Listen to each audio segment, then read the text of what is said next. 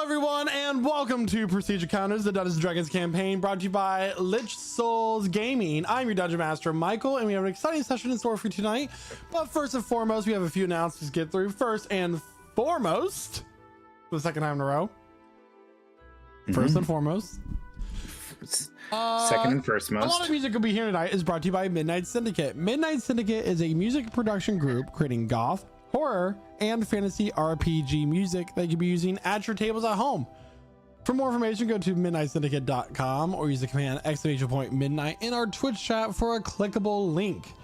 You can listen to their music on Spotify, watch their music videos on YouTube, and even ask your Amazon Alexa device to play Midnight Syndicate right now. We have artwork. Artwork was created by Jeremiah. Jeremiah is Rosad in this campaign, and he's been in the campaign since its first campaign. So join our Discord using the command !Discord in our chat for a clickable link to lichsouls.com/discord to message him and say, hey, I will give you monies if you make my character into pretty art or cool art or whatever adjective you want. The world is your oyster. Pretty cool, you know. Pretty cool. Pretty all right. Yeah. Oh no. that's like not right. my DMing. So there's that. Indeed. Only Crits is a sponsor again for tonight's stream. You can go to onlycrits.com. Use the command Lich Souls, not the command, the code Lich Souls at checkout for a discount on your dice and dice related accessory order on their website. Only Crits in our Twitch chat for a clickable link at your convenience. Indeed. Also, really exciting news. This past Monday, we launched our Minecraft server. It's a Java Minecraft server, the most recent version of Minecraft. Mostly vanilla, relying on the community to build the spawn city and the hubs in the Nether End. We will be introducing dungeons with their own unique bosses and items as well at a later date. We're waiting on development to be done on that. But you know, it's a good time to get yourself established in the server because it's going to take some build up to get to those bosses anyway. So, you know, come join our server, come play Minecraft with us, claim your plot of land in the spawn city. For the first 2 weeks, the plots of land in the city cost iron bars instead of diamonds. So come be part of the fun. It's a great time. More information we found on our Discord. And we're missing Josh and Megan tonight because of a very sudden power outage. You know, that's fun. Yeah. And that's all the announcements I have at the moment. Is there anything else that we have? The Rothschilds paid their power to go out. They're actually water lots anyways, so this is fine. So how about we play some D&D? Sure, let's do that thing that we came here to do. Everyone excited? Pumped, After 2 weeks gone, grab your drinks, grab your snacks as we welcome you to our table. And we begin tonight's session of Prestige Encounters. And here to tell us what happened last week in their very own words is none other than me. Hi. Very good. Take it away. All right. We've been riding along in the cart through that desert, you know. Mid-sip through my ale when boom, Team Veiled Vanguard blasting off again.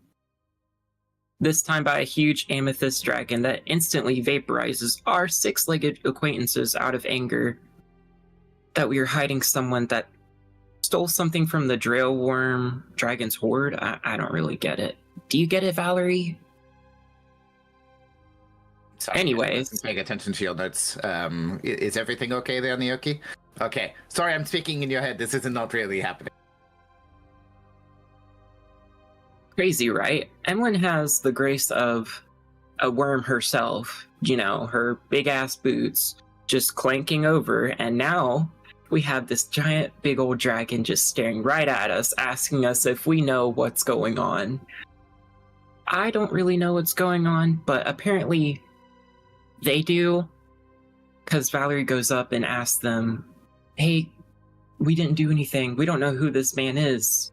It's just some old man. Leave him alone. And unfortunately, due to that, we now have yet another person that is now after us. Not right now, but I'm sure they will be, knowing our luck. Now, once that was all taken care of, at first the man wouldn't tell us a single thing about what he had stolen. But Valerie, with her forceful ways, has managed to make him spit it out by showing us the shiny necklace thingy that Karakuris, I wanted back, but he claims that he stole it for someone else. But I honestly think that's an excuse that Razad or Valerie will say whenever they just want to pickpocket someone. But turns out the party trying to snag the actual thing was the stupid priest and his group of jerks who sent us to the Earthen Realm. But with that said, he suddenly transforms into a huge blue dragon himself. Like, what? Maybe I had too little to drink, but my eyes could have sworn he was like a dragonborn before this. Not the whole draconic lord. He says his name is, Q something. Hey, Valerie, I need you again. What was his name? Again, I had sand in my ears when he took off. What? Okay. Sorry, I'm not actually in your head. You're imagining these words. Korogryph. Right. Well, that happened, and then Razad suggested that we try to get to the place we need to go.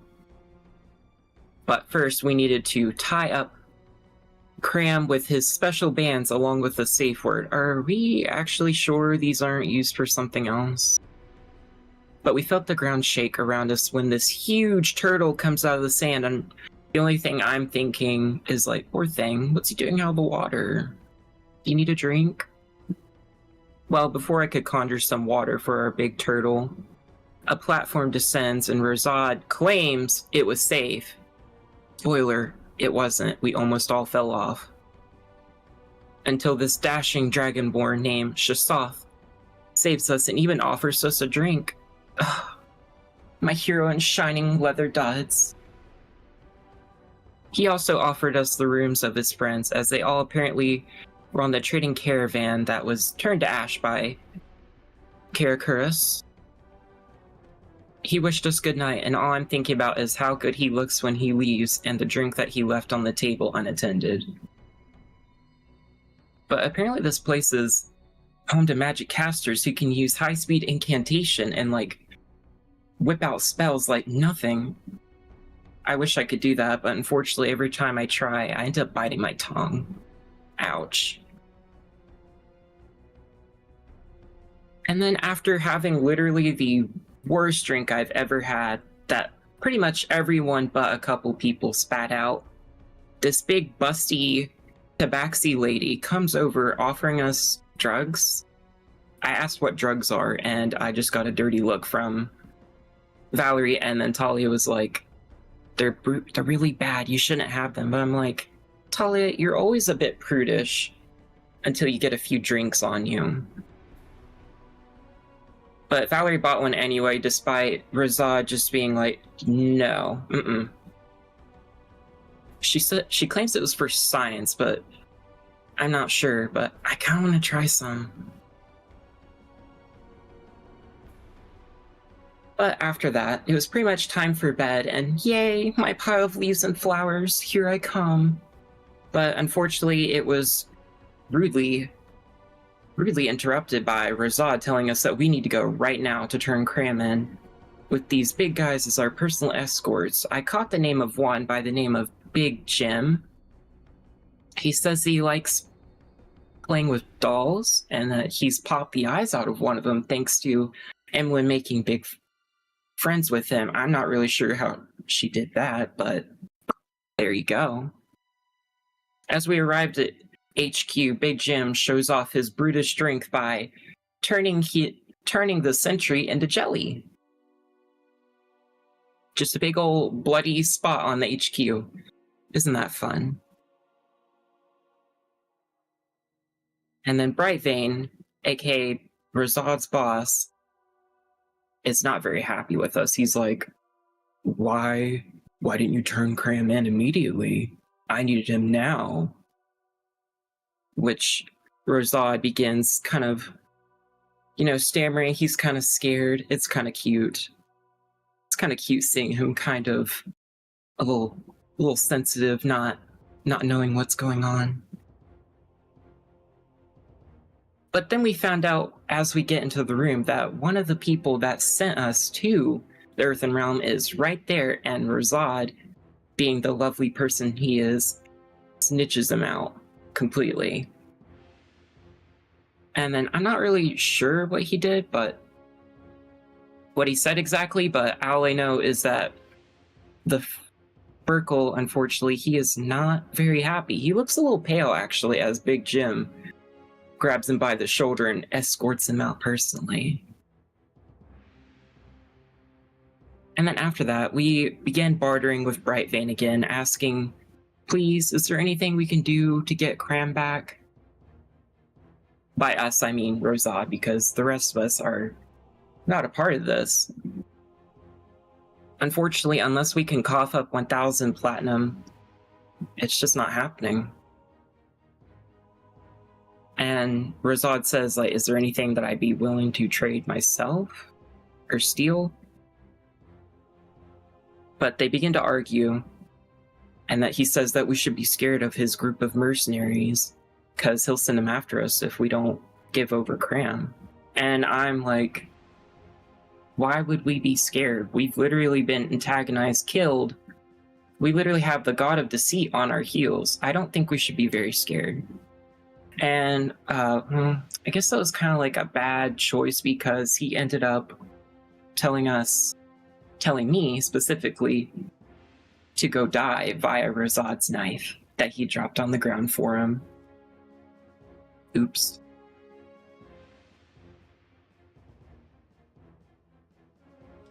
Thank you so much there. Okay, so as we left off in the last session, so the boss, Mr. Brightvane, tossed a dagger to the floor. As it skitters across the ground, the metal clangs along the planks.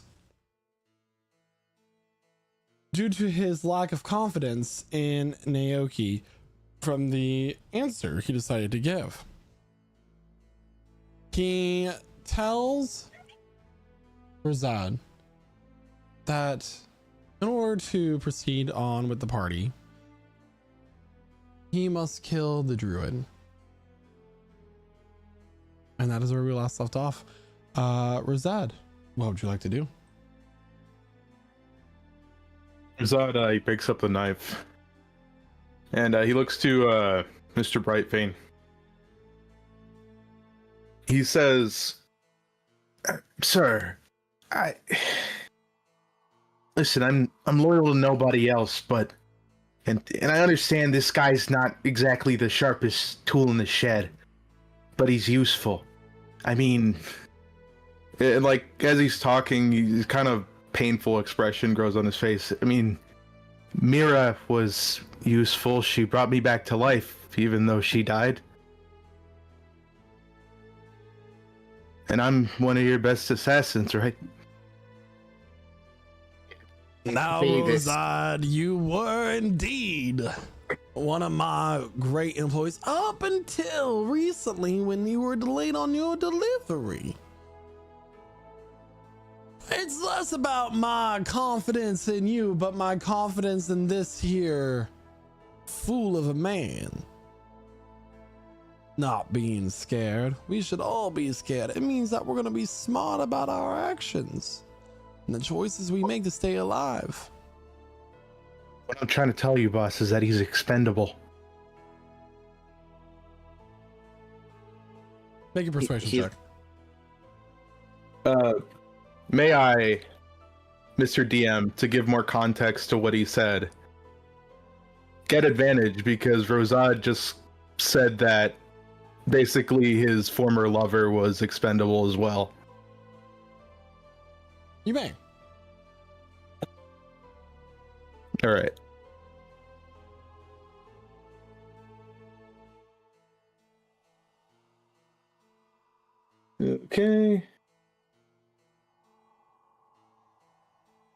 It's an 18. 18. Okay.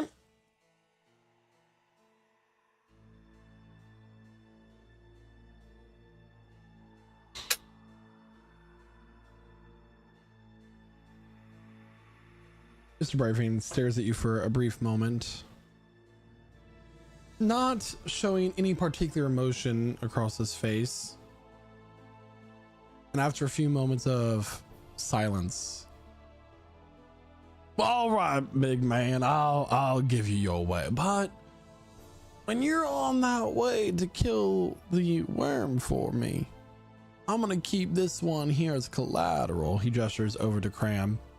Simply because as of right now, he is the goods that we are trying to sell. I understand. And what of our dwarf friend? We'll keep him busy for a little bit longer, a couple days at least. From the way that the Grand Tortoise is moving along this city, worm ain't to be much of an issue. To get there and back in 2 days' time, I think that's mighty doable. All right. Thank you. Now, why don't y'all get up on out of here before I change my mind? Yes, Of sir. course. He's Clementia, let's go. to Cram. Except you. If your friends don't come back, I might make you into a new teapot. He's like filled with this like viscous liquid. He would not make a very Little good lady, I teapot. did not give you Move your permission ass. to speak in this here office. Well, anyways, we're leaving. Smart choice before you say something else mighty stupid. Let's go. Emmeline's just waiting outside right now. She left immediately, moment that she was dismissed. She'll just be sitting there. Do we know where this worm even is? Really? Which direction? Quazad, do you have any specific details? You know the area better. I mean, you told me where to go. I would need a map. Would he know anything about it? Make a nature check. Okay. That's a 20. So, a lot of the dunes in the area, is particularly to the west, near the Goraxian crossing, is where the purple worms nest. That's actually what causes a lot of the sandy hills, and that's where you travel to find the city of Nalthes as it's roaming across the wasteland. So you imagine that you're probably walking in worm territory as it is. Yeah, I know where to go. In particularly, Mr. Brightfang, he wants the poison that you can get from this worm, and some of the parts as well for alchemical selling on the black market as well. So,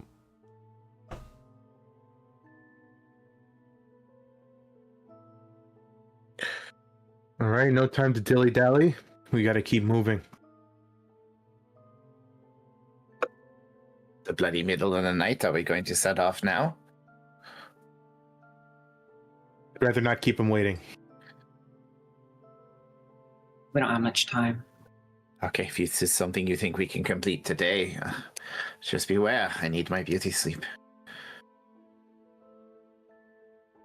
Yeah.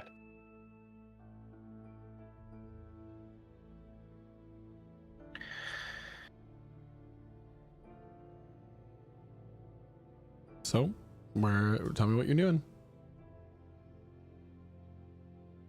Because we were about to take a long rest. If we're gonna did we say it's gonna be a 2-day journey there and back to get to this worm, kill it, or You have 2 days to go find a worm, Yeah.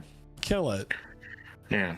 and come back with the parts that you need or supplies. I think our best bet would be to get some rest and set out early in the morning. Unless you think it's better Yeah. to travel at night, Rosette. It is the desert. I've heard it's hot in the day, cold at night. Is that true here? It is technically a Well. wasteland. It's a mixture of like mesas and sand. It's not explicitly a desert, if that makes sense.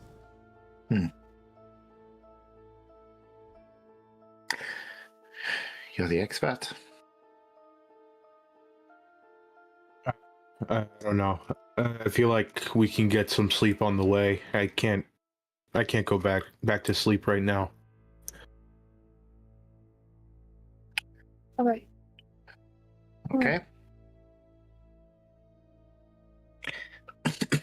Should we have Talia stay here, see if she can maybe keep an eye if they move Kremgaku out while we're gone? That might be best. She could scout after them if they do take him somewhere. Okay. Good. Well, we'll follow your lead, Razad. This is your companion, your boss, as it were. You know best. He'll lead him back to the tavern where they were, sleeping for the night so that he can get Shelby. But then he'll have to take him back to the lift. Okay. Is the turtle still moving right now? At the moment, the city has stopped. Okay. Emlyn, have Featherfall ready. It's fine. It is.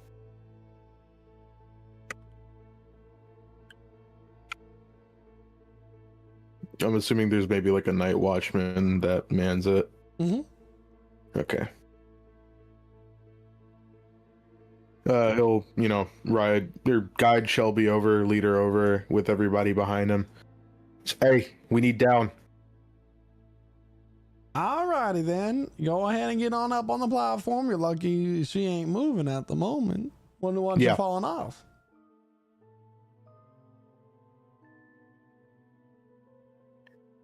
Does the city move on like a predictable pattern, like where we would know to meet up with it in 2 days? Are you asking me as a DM or the night watchman? I guess Valerie would say that. Just saying, we have to journey, be back to the city in 2 days. Is there another expected stop? I know. Again, I'm not an expert on this region, but She goes where she pleases. okay. Mostly so stagnant during the night, but if there's danger nearby, she gets up and moves. I suppose she can't pull into her shell.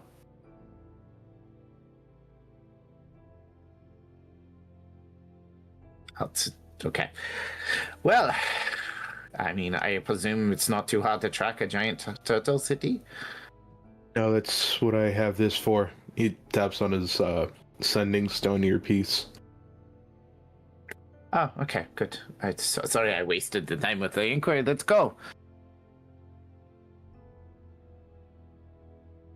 Do I need to roll something for like white knuckle gripping? Roll the for railing. anxiety.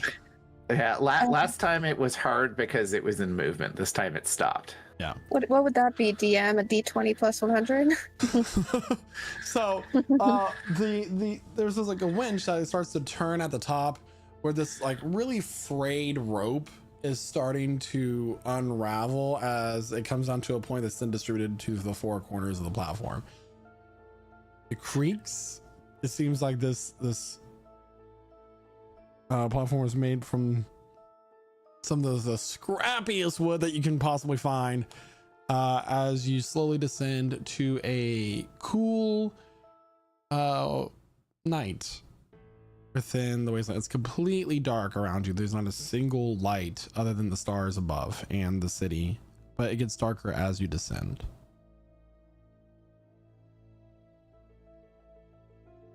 And soon enough, you're on the ground. Yeah. Guys, I can't see anything. Is it alright if I cast light? Is it all right if she casts light there, Azad? Otherwise, Excellent. And she'll just go ahead and cast the light cantrip on her hat.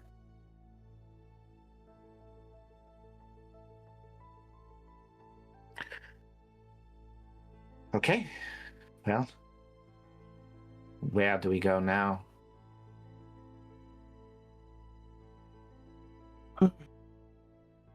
We're headed to the tall hills. They stick out. Not something that's normally formed by the land like a hill would be. It's real fresh looking most of the time. Right. Okay. Well, if we get lucky, maybe we'll find one tonight and get back before the turtle rises. But we can't do this all night. Maybe we'll find eggs. Do worms lay eggs? I thought they laid eggs. Is I there don't live know. birth? I don't know. Well, they must have some kind of nest. Maybe we could find out and do research. Are their eggs poisonous? Could take some. Was that? What do you think? I'm not a worm expert.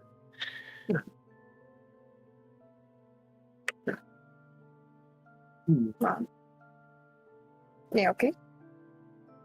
You know a lot about nature.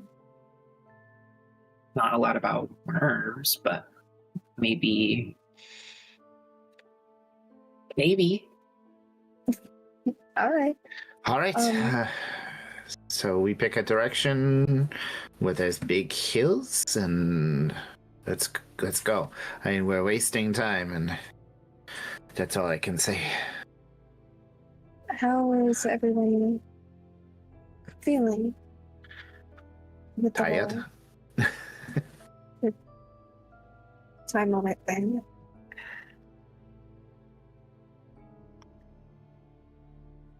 Not great. I feel like Kamgaku keeps being the punching bag for every scumbag in this bloody world, huh? Yeah. He It's, tells me he doesn't mind. It's because he's too polite. I'm gonna take it as I hear it. Okay. Well, I assume we go off in a direct. Is there like visible like hills based on what Rosad described in an area, or are we just gonna have to set off in a direction? So I'm gonna have you make a survival check. Yeah. Because what you're doing is you're gonna try to figure out the relative location as to where the tortoise is, based off of and where the hills are from the map that you have, and use the starlight to kind of guide you in that direction. Okay. That is what's happening here. So we need. I'm not. Is it very collective or one person? I mean, whoever wants to do it, but Valerie is the one who is trying to figure it out. Yeah. I mean, I'm not really sure about this area. Rosad, can you give me a little helping hand here? Yeah. Okay. So where are we on the map? And yeah, can I take that advantage? Yes, you can do that. Okay. One roll. 18. So roughly when you got onto the tortoise, you're a little bit to the south of the hills, and you can guess that she's probably moved about to the northeast adjacently to it. So if you head anywhere to the east, you'll eventually run through the hills. But however, it's so far in the distance that your dark vision, if you have it, Which I would do, not but show. still. Like 60 feet is not that much. Okay. We can head in this direction until we get either lucky or tired. And again, I'm not sure if I want to fight a creature that can see in the dark at night. Huh? I presume as a worm it can see without any issues. So, but let's go. The entire time they're traveling, by the way, Emmeline will be bombarding the entire group with questions. Does it have eyes? Can it see? Is it attracted to light? Fire? Noise? Who knows?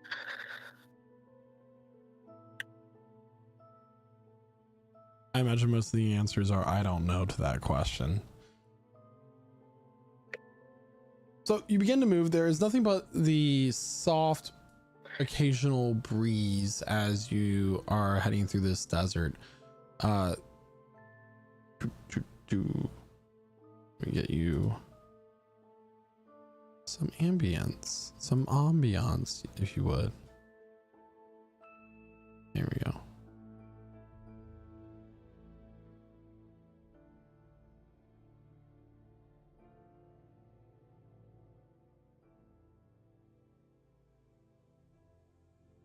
All right.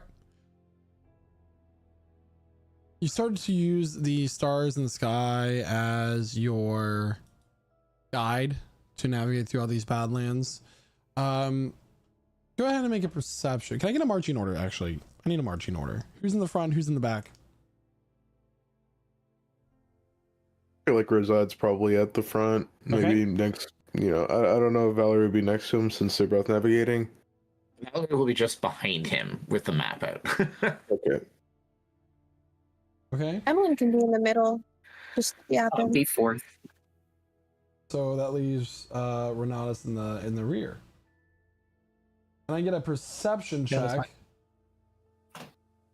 from Renatus and from Razad, please? I forgot to take off advantage, but that's a 23. 23. Okay. Good. That was random stuff. Also 23. Wow. 23. All right. Natural 19. There's not much to perceive as it is very dark. You get the scent of as if rain is coming. That almost earthy scent. We all know what rain smells like, right? Yes. Sure. This occasional skitter of you don't know what rain smells like? Wow. Anyway, the occasional skitter of an animal as it comes out during the cooler parts of the night. Renatus, you catch a snake, grab a rabbit. But nothing seems to be in the way or sneaking up on you, that is. Ruzad, as you're walking, you catch a juvenile snake in the ground that you nearly step on, but manage to avoid doing so.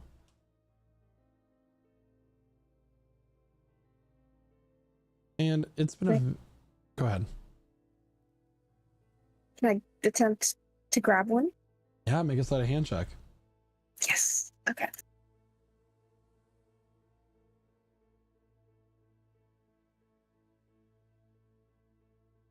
$13. 13. As you go to bite this, it quickly dodges out of your way. And grab it. It quickly dodges out of your way and it's going to try to bite down on your hand.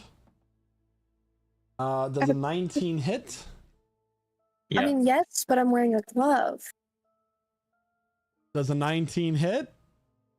Yes. Okay. It can pierce through gloves. Can I get a Constitution saving throw, please?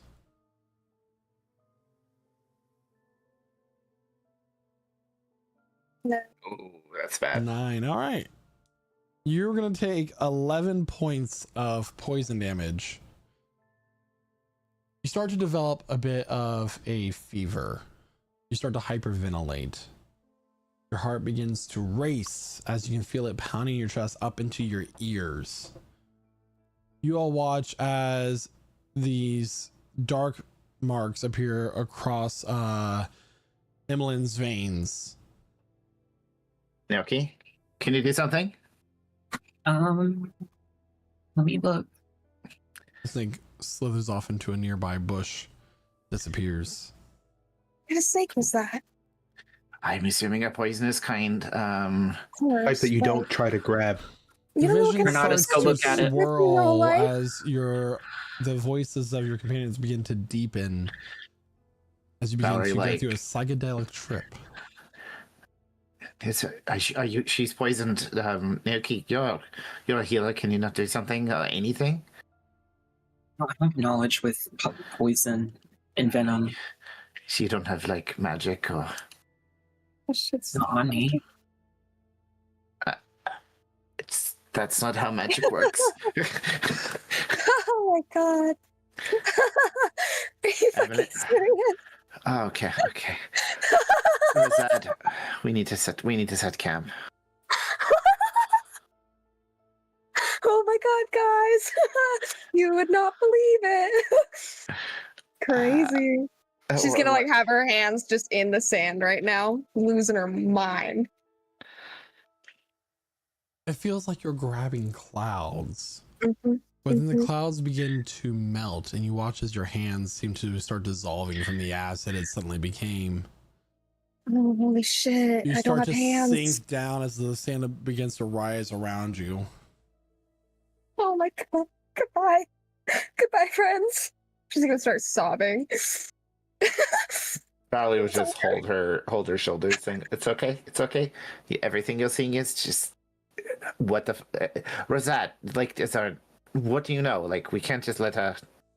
She could be dying." You look over at Shelby, and Shelby says to you, "Emmeline, are you all right? Finally. I don't know what's going on." You've gotta listen to me. My hands are gone. Okay. Yeah. Valerie, lay her out. I do have an herbalism kit at least. Lay I'm her not. out. I'm not talking her out for you. Val, I don't know what you want me to say. Usually people don't try to grab the fucking snake going through the sand. Are you surprised at her? She grabs everything. She's probably gonna try and eat it. Oh, sorry, I thought better of her. This is why we have. Why don't we have a cleric? We have to hire a cleric the next city we go to. I don't know. I know there's spells that can remove poison.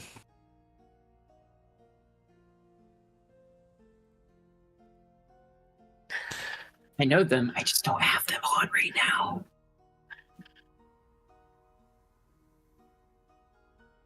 If we're gonna set camp here, I feel like we should probably restrain her or something so she doesn't run away. I have silk ropes, and she starts to tie her up.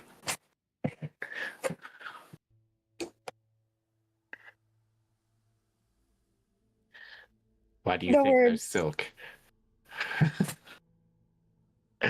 As Valerie is tying you up, her head begins to completely rotate into a 180-degree angle where now her face is upside down. Okay, why are you scaring me with your shifting thing right now? Her Why are you eyes doing that? sink back into the sockets and come out through her mouth as she looks at you. I've never seen you do Sorry. this before. Sorry, can you describe exactly what's happening so I can try to mimic this? And So yeah, I'm your not doing head, this. It's okay. your Calm down. head is, You're just. your chin is at your crown, and your eyes are now in your mouth teeth. Like, That sounds uncomfortable.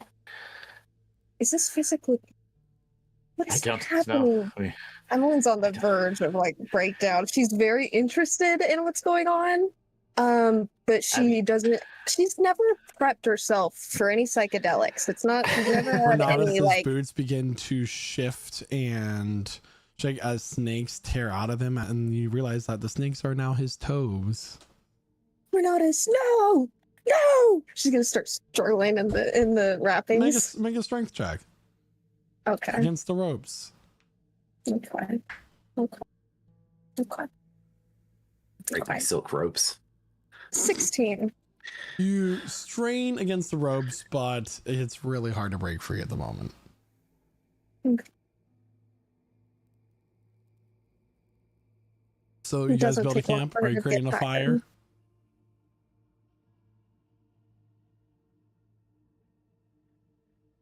Do we even have As a sticks? survivalist. You guys are really lost without your ranger.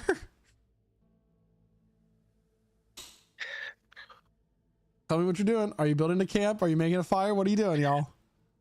Obviously, yes. Valerie going to just be calming, trying to keep Evelyn from losing her mind, even though she's tied up. What is that? Evelyn's Build trying to a mage fire. hand right now. Make a medicine check, And- Valerie, to see how good of a trip sitter you are. Yeah.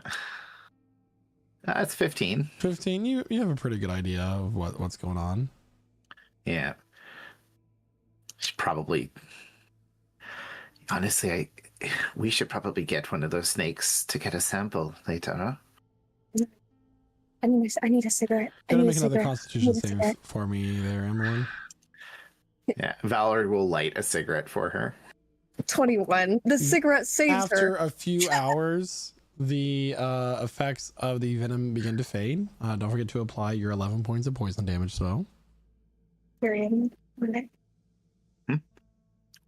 As the dark veins begin to recede, as it gets broken down in your bloodstream and in your liver and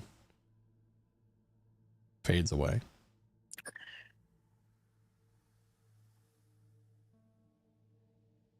What a thrill. Note to self. Mage hand. Nate Next had the time. snake next time, right? Yes. Mage Like, hand don't. snake. I don't know why you did that with your bare hands. It's. I wanted to eat it. Well, you can cut the snake's head off first. But that would have Right. come after. Yeah. Normally, you just kill the snake first, and then you cook the body, and I just scared it for you. that's scaring. It's the problem. Well, scared it away, like just away from its. I'm glad your toes aren't snakes anymore, Renatus. And if That you was very need stressful. a small animal dead, I can just throw one of my daggers at it, and boom, its brain is mush. It's that simple. Okay. You could ask next Were time. were there bright colors on that snake, by the way? What did that snake actually look like? So the snake had a brown zigzag, like a Z going down its back with turquoise colored scales. Mm. Yeah. If Talia was here, she could have, she could have. Evolution would really tell us helped those are warning colors. That's saying, don't eat me. I'm dangerous AF. I think I'm just gonna go to bed. Do you want I'll me to wake up. untie you? Are you okay? Or, I should be. Yes, please untie. Okay. Starts untie her. I'll get up for the last watch early in the morning if that's what we're choosing to do. But You need to sleep. I'm pretty beat. Who's taking first watch? Valerie will take first watch because she wants to make sure everyone's okay. There are currently only 5 of you, so plan accordingly. Well, Renatus does 2 watches normally.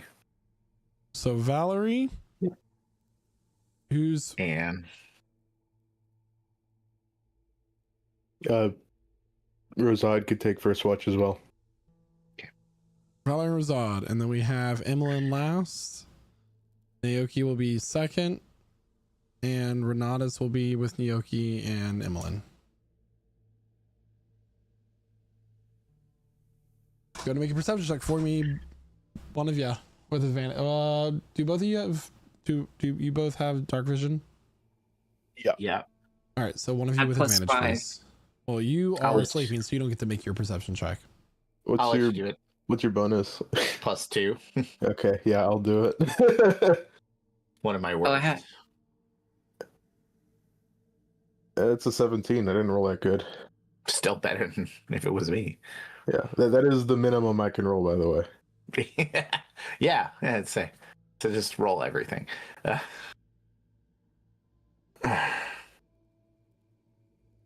You know, sometimes I worry. Yeah.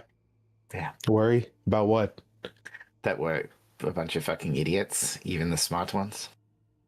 Oh, I know you're a bunch of fucking idiots. Yeah.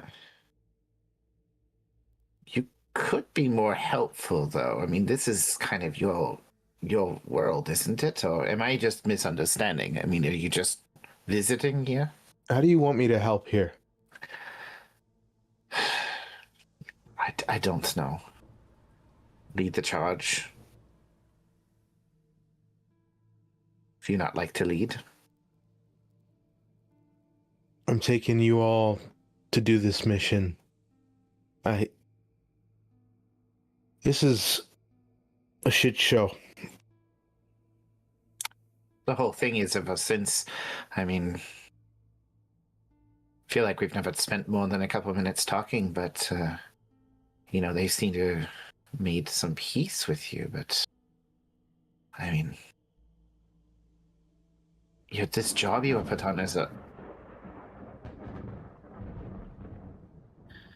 this is going to be a problem. This job you were put on is a... You know? They send you... The people who are sending you to get Kramgaku are the same ones working against you, getting Kramgaku back to them. I mean, this makes no sense, right? I know it wasn't my boss doing it to me. No. To elaborate, I don't know. I don't know how they could have... It doesn't make sense. Well, I'm assuming they needed Cram to open up to do what we did. So the job they've hired you to do, they don't need him for anymore. Unless he's in some way integral to stopping the other devices. I think at this point they know that he's important, regardless of what he offers to the shrines or whatever they are. But separating him from you all, from us, would be a pretty bad blow. Yeah, we can't afford to lose anyone else. This is hard enough.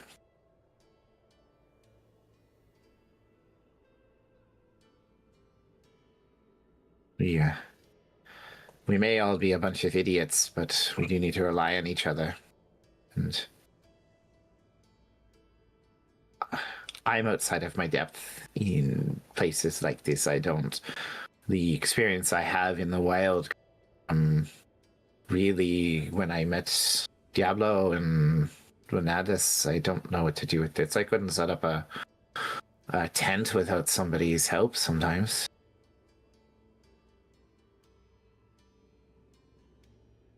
You know, I was doing feel like I was doing fine when I was relying on nobody but myself. Relying on people always adds a unnecessary twists and turns. Makes you second guess yourself. That's true in moments. I mean, it's certainly easier to infiltrate a manor without somebody there to do something stupid, awaken a god or do something like that. It's easier to pick somebody's pocket. But when you're lying on the ground, bleeding out with a monster above you, you can't afford to be alone.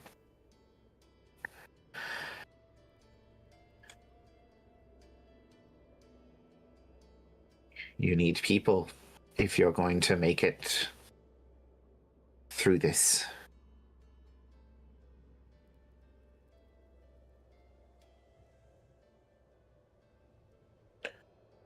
I don't know.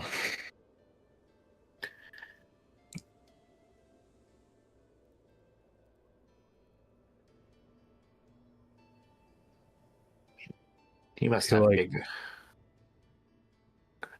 You know, if you're lying there bleeding out because of some monster, maybe that means it's time for you to go, and other people don't have to help you pay the price for it. That's really stupid.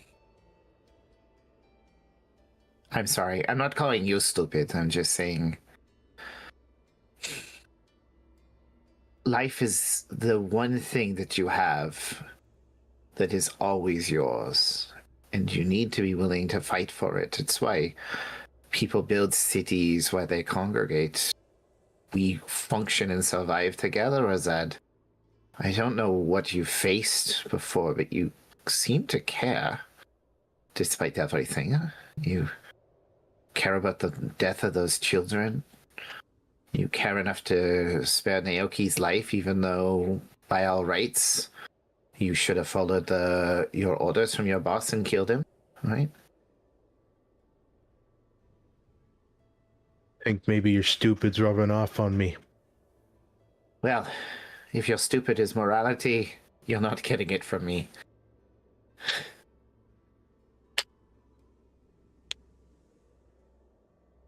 I think the only one of us with a good moral center is really Renatus.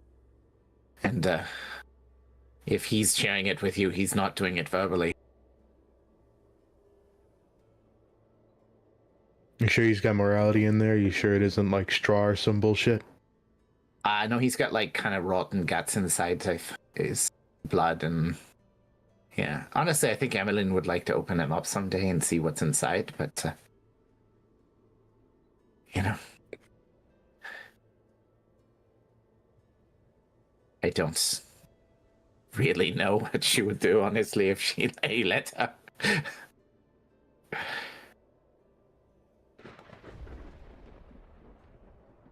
Is this camp safe, secure enough if we get in the middle of a thunderstorm?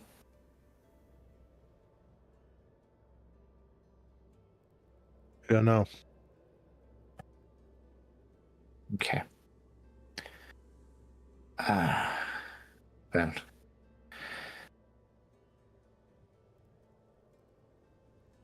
I don't even know how we keep going on at this point. We never really seem to know where we're going, what we're doing.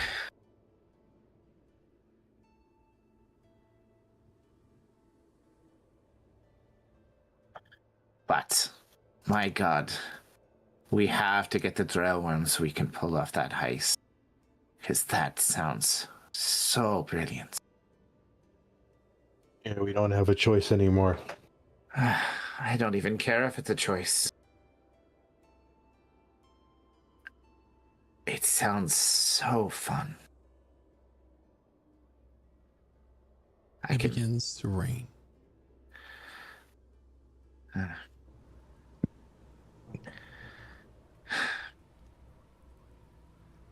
There is a crash of thunder heard in the sky that awakens the party. But it's not from lightning expanding the air rapidly, causing this sonic boom. There is something breaking through the atmosphere, a great light, green and blue in color, as it hurtles down towards the surface and crashes about 100 feet away. A wall of force and air comes hurtling towards everybody. Doesn't knock you on your feet or cause any kind of pain, but it does kick up dust in your eyes and makes you cough.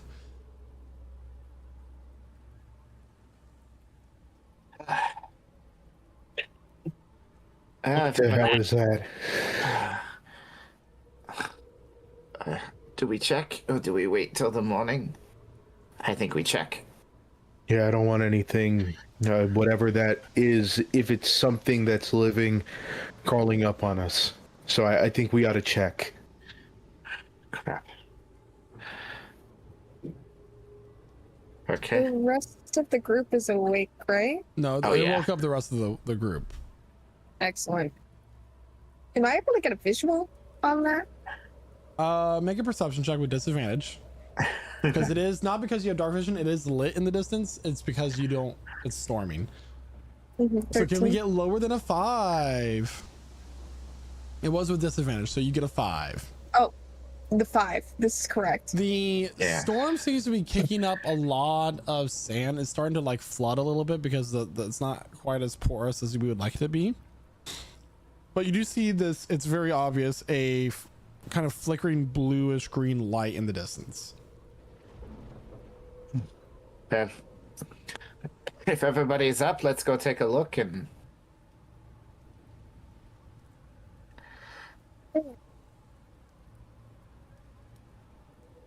I don't think I should get too close. I No. don't want it to. Renatus lead the way. Can we try to sneak up on it? Super stealthy like. You can try. We can try. Renatus, stay behind. Yeah, if we're sneaking up, Rosado will head the group unless there's any objections.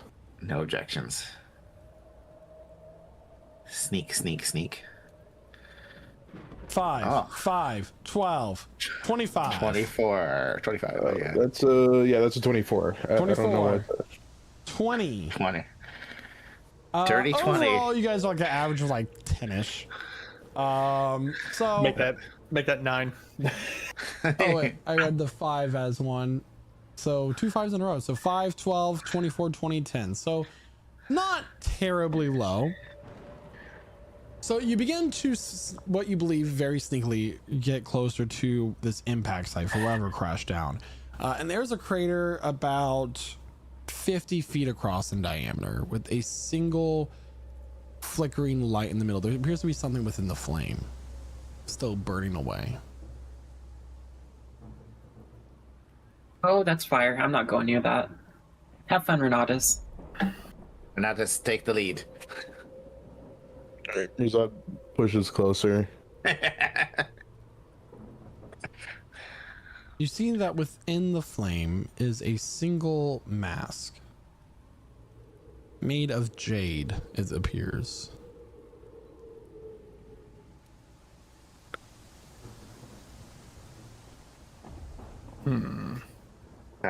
Valerie, You you're first say, as well. The mask is smoking.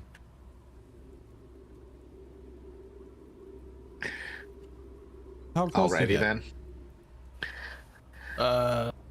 I'm gonna like try to use my sword to like kind of pick it up. Upon it being touched, it begins to float up into the air, and a voice emanates from it. The veil is torn, to the comet forewarn. From beyond the fold, the monsters of legends told. Gods come, gods fall. The comet brings the end of all. Death shall leave her sacred throne. Mortals become dust and bone. Cosmic beings of tremendous terror return from a single error. Gods come, gods fall. The comet brings the end of all. It then shatters.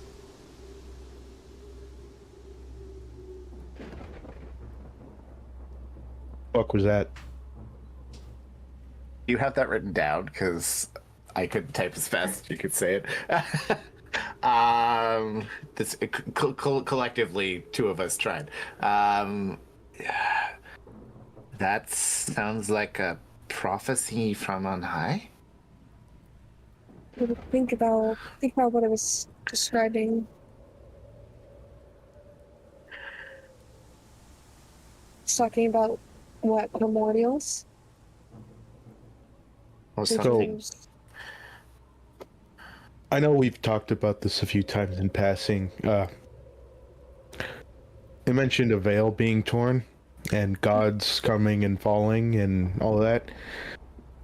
Aren't gods like separated from us by the god of barriers, but the veil doesn't necessarily mean what we think it means. I'm just saying, you mentioned a veil being torn or something like that, and God's coming. Well, there was that creature in Rubanel underneath the city. It slipped through the veil. I don't think we're talking about primordials or gods. I think we're talking about something that's is bigger.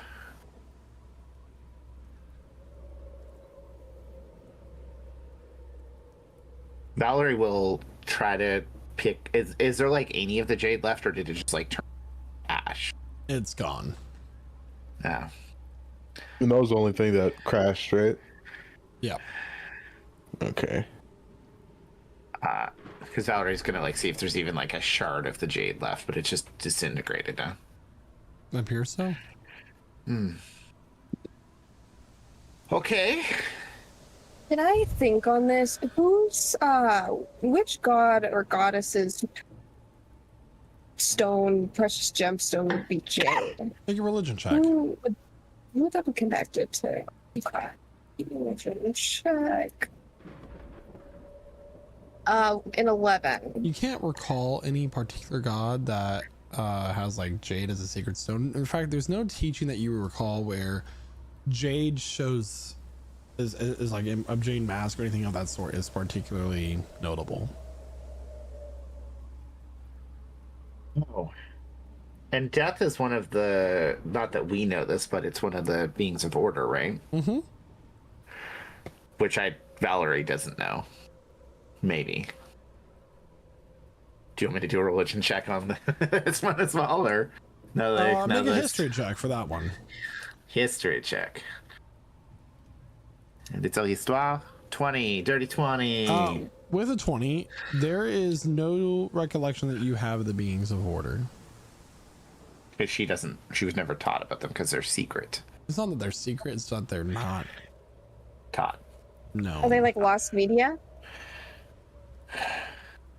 The only so out of character, the only people who really know about the beings of order are the seekers. They're higher ranked allies such as Laura Minorialis, and then the chiefs of the druid tribes relating to Aspen and and Astra and their ancestors, because that's who they follow the teachings of. So death would that be your goddess, sister Renatus? Death shall leave her sacred throne? I don't know if I had. Correct me if I'm wrong, Renatus. I thought your goddesses had more to do with the burial process.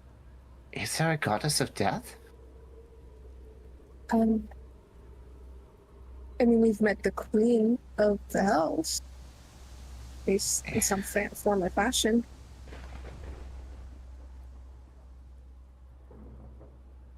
Is there a god of death that I would know about from the books I've read on necromancy? I don't think so.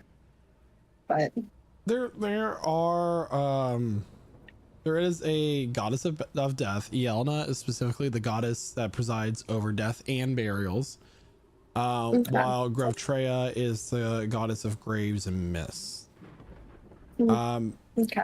There's also a prince that resides over the undead, but you don't know his name or her name.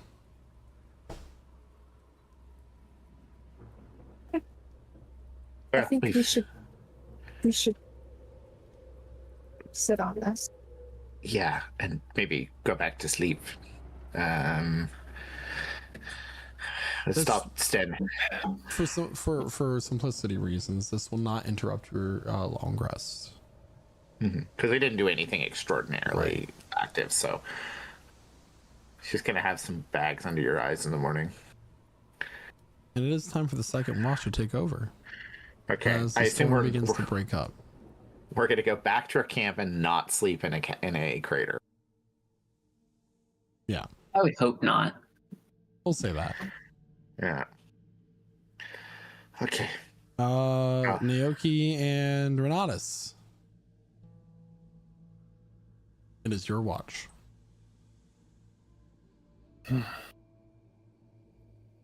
Are you awake, Renatus? I guess by your definition of awake, then yes. Okay. That's good to know. I know this is probably not going to be a very exciting watch, but let me try to concentrate, see if I can tap back into my spells and maybe try to get a spell for poison to maybe cure Emmeline. She's already passed the poison there, babes. Might be residual effects. Yeah.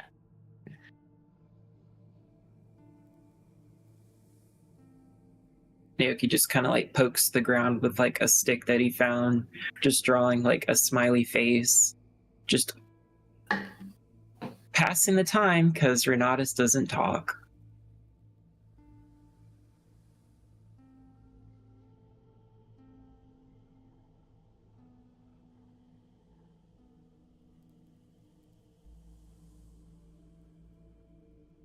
Anything to say? And with that, it is Yeah. time for Emmeline to take her watch. Anything exciting happen, Naoki? I drew a little picture right here. He shows a picture of just a flower in the sand. That's wonderful. You should get some rest. Sure. Sweet dream. So I got to pat him on the head and then walk over. Did we light a fire? In camp? Anyone? We didn't start the fire. It was always burning since the world was turning. All right, all No right, all right, all right. You're gonna take 4 points of Yep. psychic damage, We didn't start the fire. and I'm being handed a notice.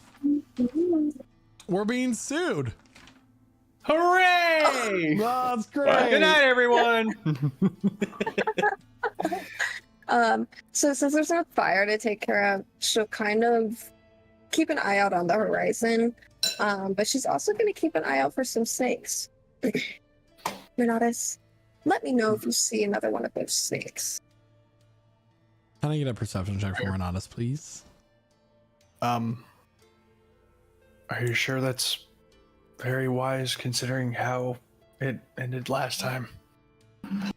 It would not be wise if I were to grab it with my hand again.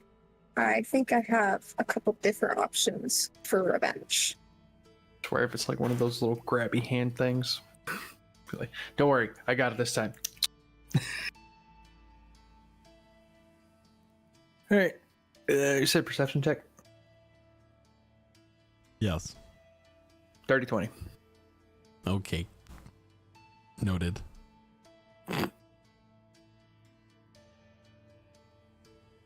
All right.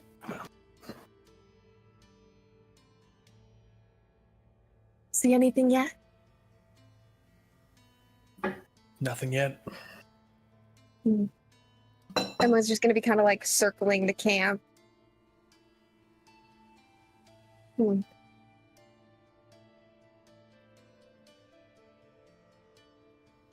you have any rocks? We're outside. There are rocks everywhere. I didn't know if you carried any special rocks or anything. No. I have no particular need to carry rocks with me. You know, a rock blessed by a goddess weighs more than another rock of the same size. Did you know that? No, I did not. 'Cause I don't think it's real. I made that up. Chill mage hand So and stupid. light a cigarette.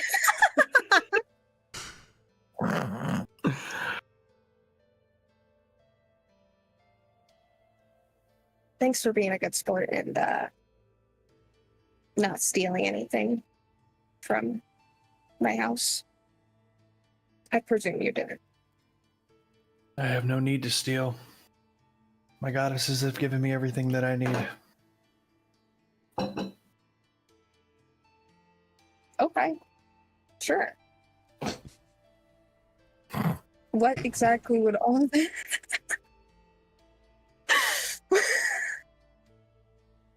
Michael. Sorry. It's for What Jesus. exactly? Do you have a moment to talk about our Lord and Savior? Jesus Christ. Yes, him.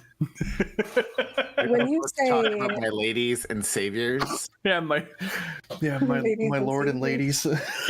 During this Pride Month, you should really be worshiping the two goddesses.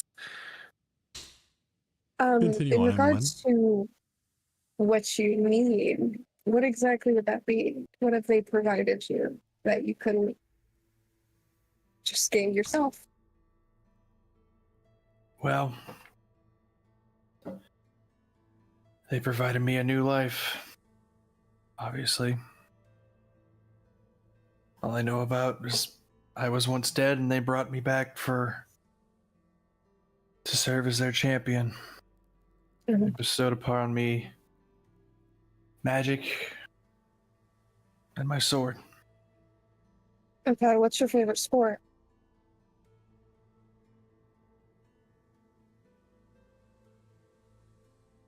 I've never thought about it.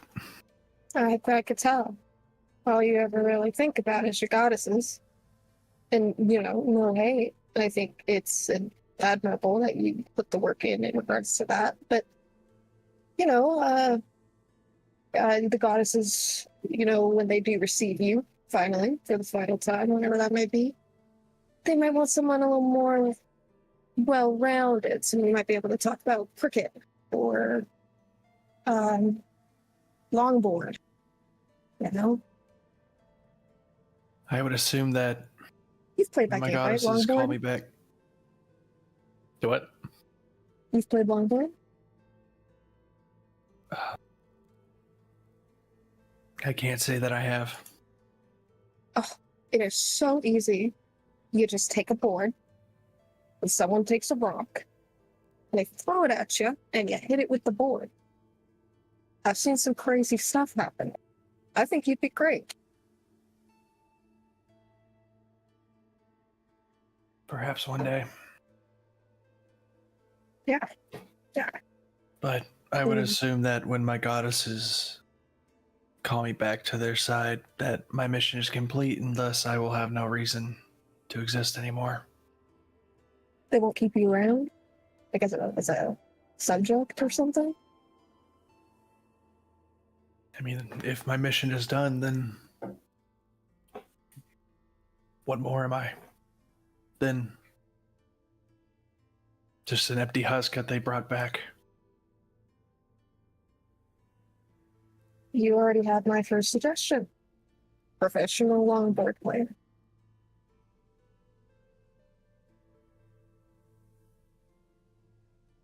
I'll keep that in mind.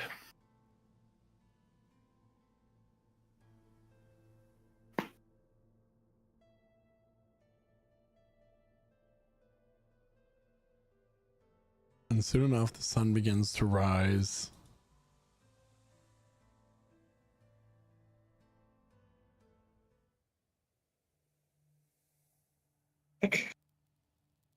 I would like to wake Valerie up first. Just light shakes.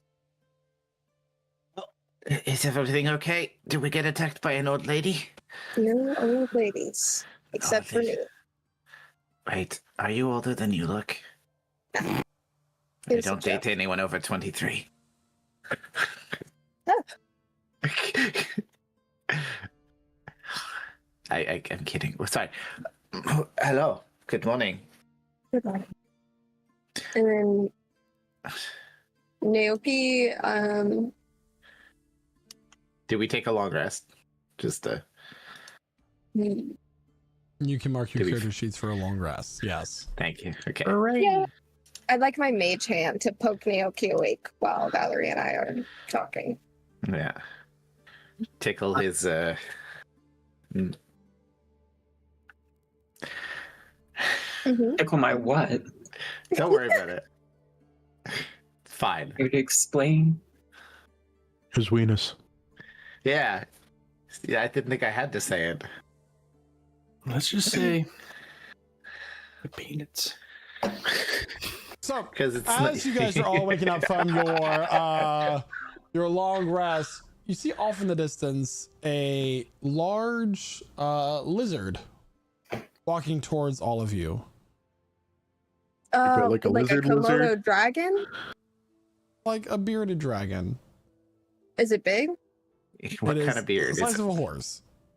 We're squaring up. Oh, I'm squaring wow. up. But Is there there's anybody someone riding it? on top of it. Yeah. Lizard mount.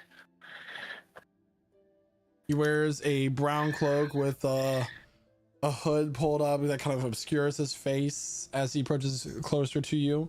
He himself has like the lower half of his face is like reptilian with orange, brown, and yellow kind of like scale splotches from here up, but you can't see anywhere above his nose. What's your deal, stranger? I simply saw people off in the distance. I thought to make sure that you were all right out here in the wilderness. We're all right. Are you all right? I am quite well, friend. Well met. From where do you all hail? It depends on the weather.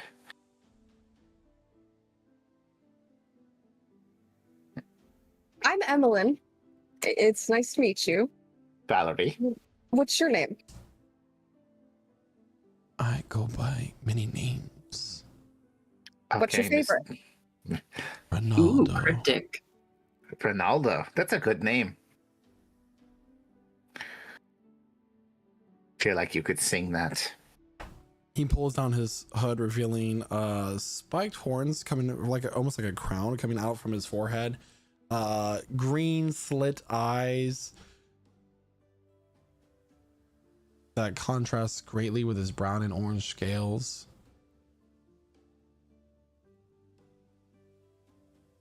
It is not often that I see people out here in the Badlands. Tell me, do you know where the city of Northeast may be? What's to you? I simply am looking for a place of trade. What you got to trade? That is my business and my business alone. I could say that the location of Nalties is my business as well. Let's be an open book here.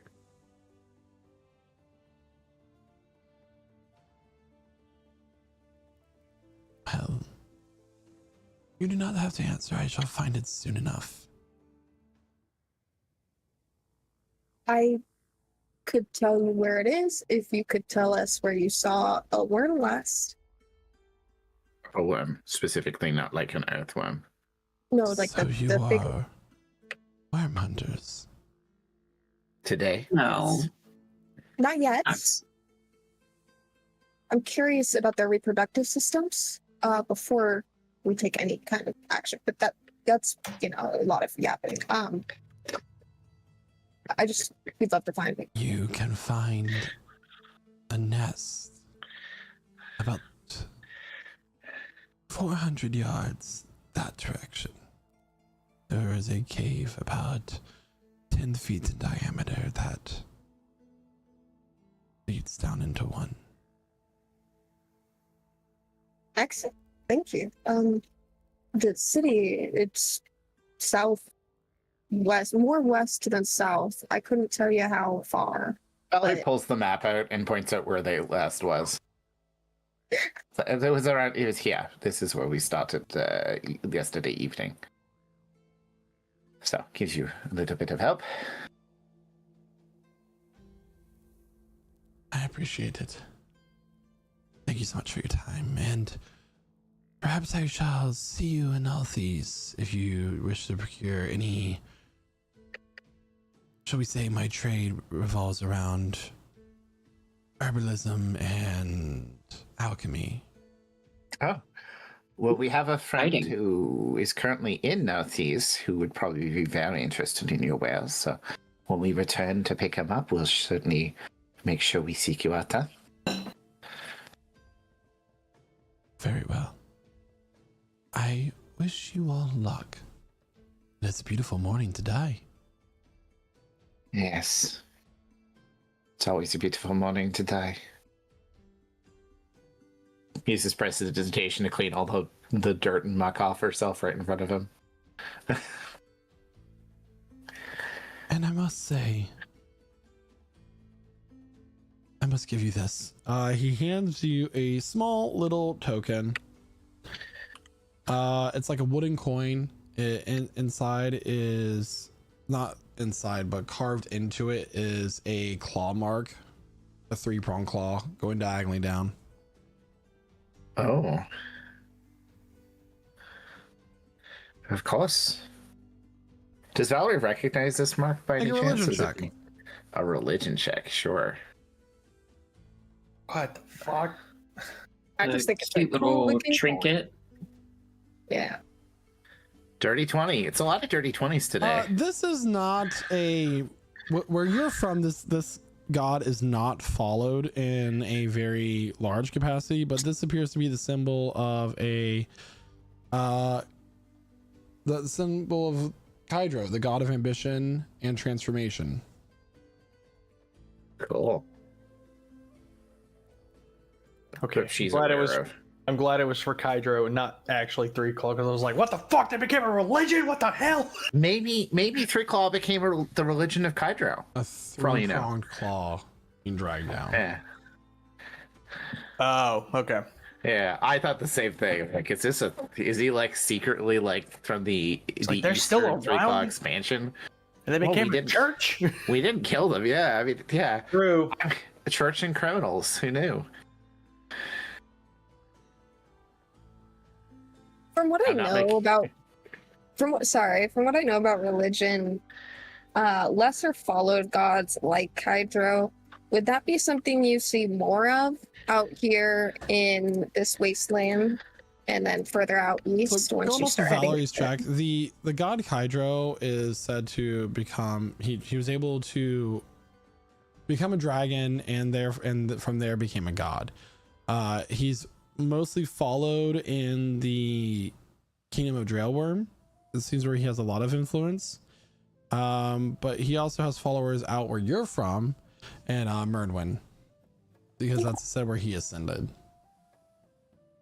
Gotchas. Just curious. Just a reminder that this is not like people don't follow one god in particular. They more so pray to the god for what they need in life. There are priests or priestesses that dedicate their lives to one god. They also work at the temples and that sort of thing. But for the most part, people pray to the god that they need something from. So if you're traveling, you're going to pray to Caius, the god of travelers, for his protection. That sort of thing. So those who are ambitious would pray for Kydro to help feed their ambition, Which makes Mhm. a lot of sense. Hmm. Very or if they want to transform. Well, Wow. make Hydro feed your ambitions. I hope you return. You seem like interesting people. That is probably the most apt descriptor for this group that I've ever heard. Best of luck. He kicks the sides of his little lizard friend and off they go.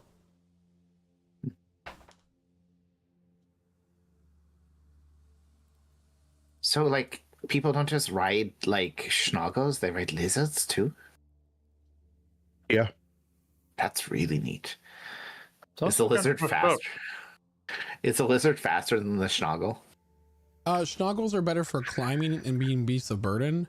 The large bearded dragons are good for their speed on the sand. So they're like Rolling Stones. Can I pass my curse on to Renatus? Worth it. You know what? I'll take the roll for this one. It was fucking worth it. Anyway, Do it. If I push it too far, it's going to hurt me. Okay, well, we have Summit to set off, so let's do this. And if it's possible, I don't have any idea. I would love to get an egg. I don't know how big they are. And are they edible? Maybe 2 then, because I want to try and see if I can hatch them. I mean, it's a worm. Would it not be some sort of like, you I mean, y'all are really gonna make me look up the evolutionary stages of fucking worms. So you Absolutely. can see if you can hatch Well, one. yeah. I'll look it up for you. Don't worry, King, I got you. We want to have a pet worm, Yeah. and we want to see if we can cook worm eggs for lunch. I guess we eat something and then go. Michael, as our Locally. DM, would you still love us as players if we were worms? Do you specifically still have a hole? What on each end? It's like a straw. It's like a living straw.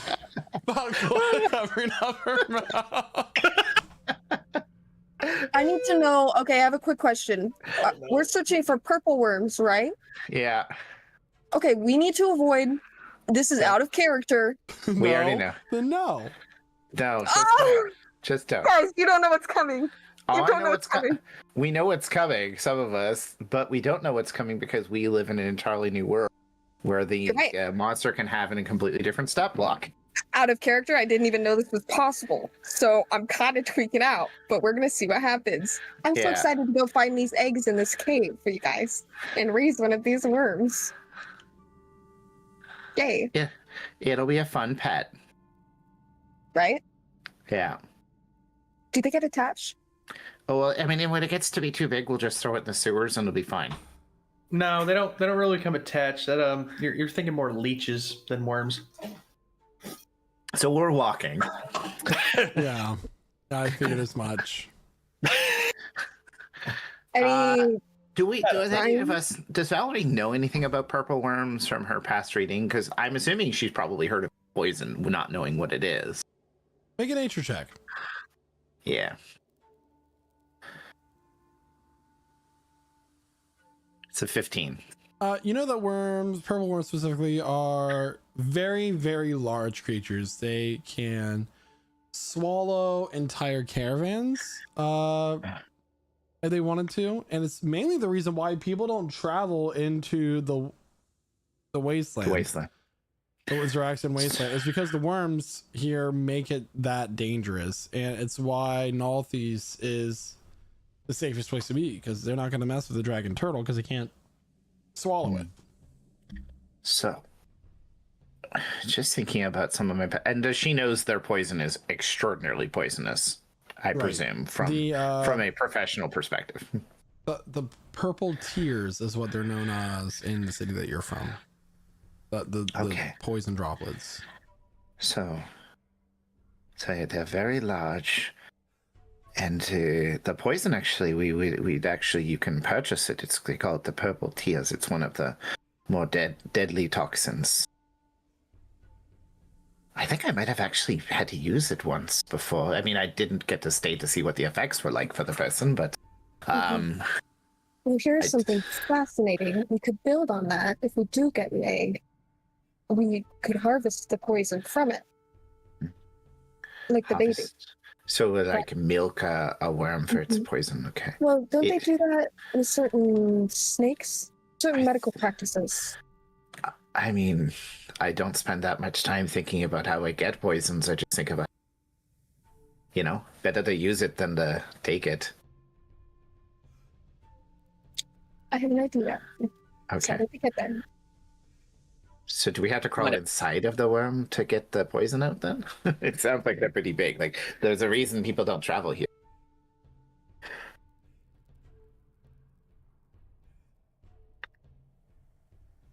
I mean, do we want to try to collapse the cavern on top of the worm to try to kill it and try to extract its poison? Isn't it a nest? So it'd be like multiple, wouldn't it? I hope not. I don't know if collapsing it would kill them if they burrow. Well, I think anytime some... Sorry, Renatus. Wouldn't it just be able to eat its way out again? I see. It eats dirt. And it might kill the eggs. Does anybody have a passive perception that is above 15? Not me. Yep. Rosada has a passive perception of 17. Wow. Perfect. All right, so Rosette, I'm still going off the marching order from the pre-long rest. Rosette, as they're like having this discussion, you're walking towards the direction of the cave or the nest.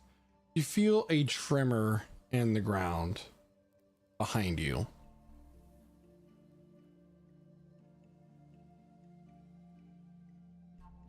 He looks back. And you look back just in time for Emmeline to start to get swallowed by a worm emerging from the ground.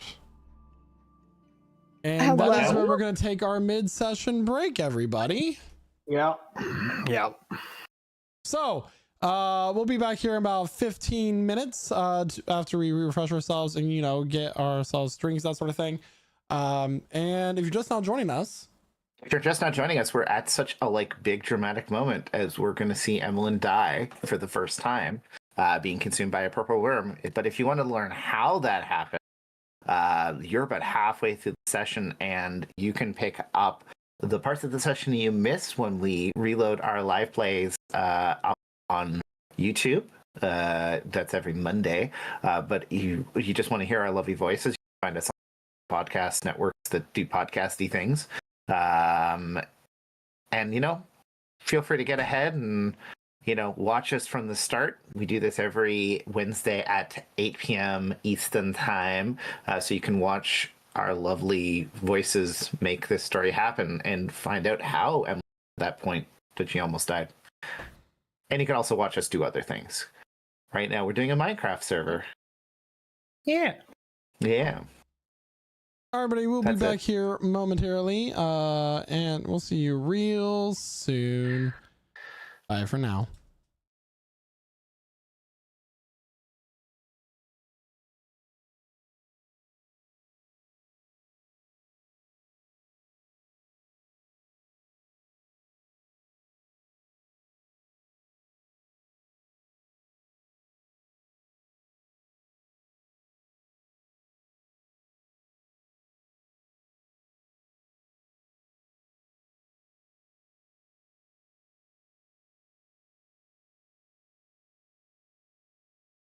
First-person shooters, and more. The games we play together change as time goes on and new games are released, and you can join our Discord for more up-to-date information. You can even join us every Tuesday for our community game nights.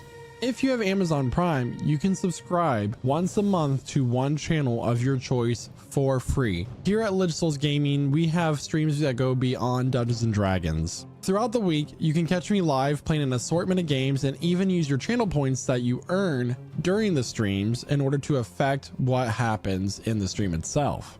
We have over 20 static and animated emotes that our subscribers get to use in our channel and other channels as well. So hit that subscribe button and join all the fun. Well, my cup of Players Tears is running dry, so I'm going to let our other cast members tell you about our amazing sponsors for the rest of the stream. Hi there viewers, I'm Josh from Precision Encounters, and I heard you wanted the best looking maps out of all your friends.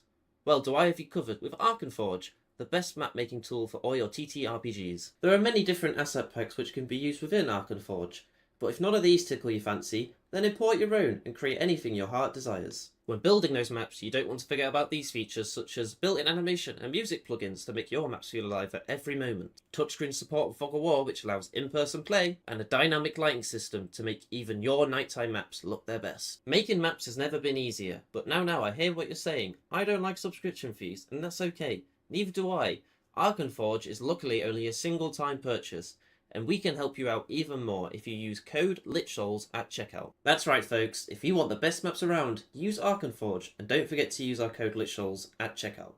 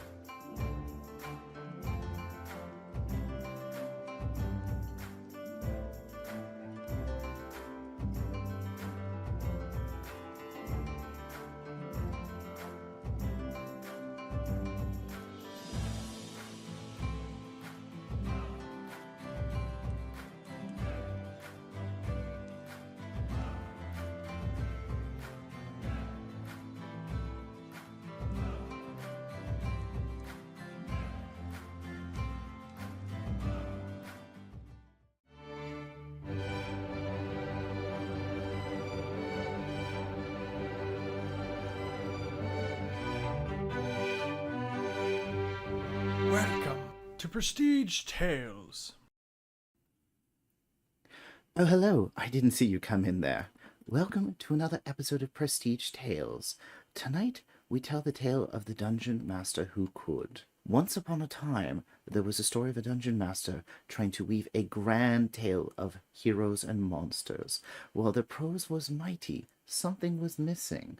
Combat in its most epic form must come with epic music. Knowing that this was lacking, one day the dungeon master tried to create music of their own. Let's see what happened.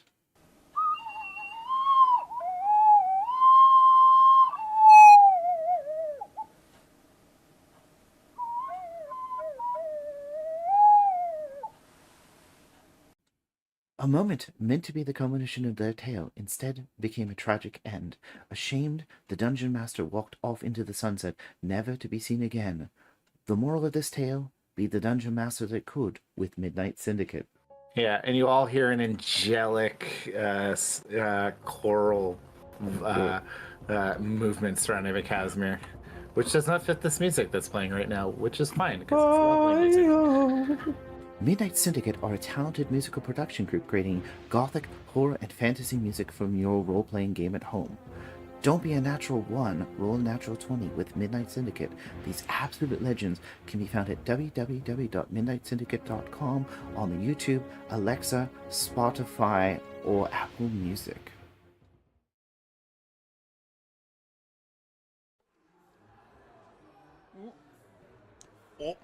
Oh, hey there, bud. Didn't see you there. Glad you could stop on by during your mid-session break there. Oh, I'm just having a cold one and watching the game here in memory of my late cousin. You may have heard of the guy, Prestige Pete Peterson. God rest his soul. Boy, I tell you, old Pete there was a good man, and definitely did not fake his own death to throw off the scent of the IRS there. Oh, that's a touchdown. But if old Petey were here, he'd want me, his cousin, Lich Souls Larry, to tell you all about the incredible merch over there at the Lich Souls Gaming Merch Store. Every bit of merch you can think of to help support your favorite D&D stream. They got such things as t-shirts, hoodies, mouse pads, stickers, and so much more. So head on over to lichsouls.com/merch and pick you up some merch there today. Well, I better get on up out of here and let you get back to your mid-session break there. Let me just find my coat and oh, when you know it, I'm already wearing it. But before I go, you know I got this nice casserole back at the house if you want to come on by and take it home with you. Wouldn't be no trouble at all. You can just bring the container back at your earliest convenience. Let me just Try to find my quote here. And, oh, still wearing it. Jeez. I swear my mind these days, it just ain't what it used to be. Speaking of losing their mind, you know who died recently?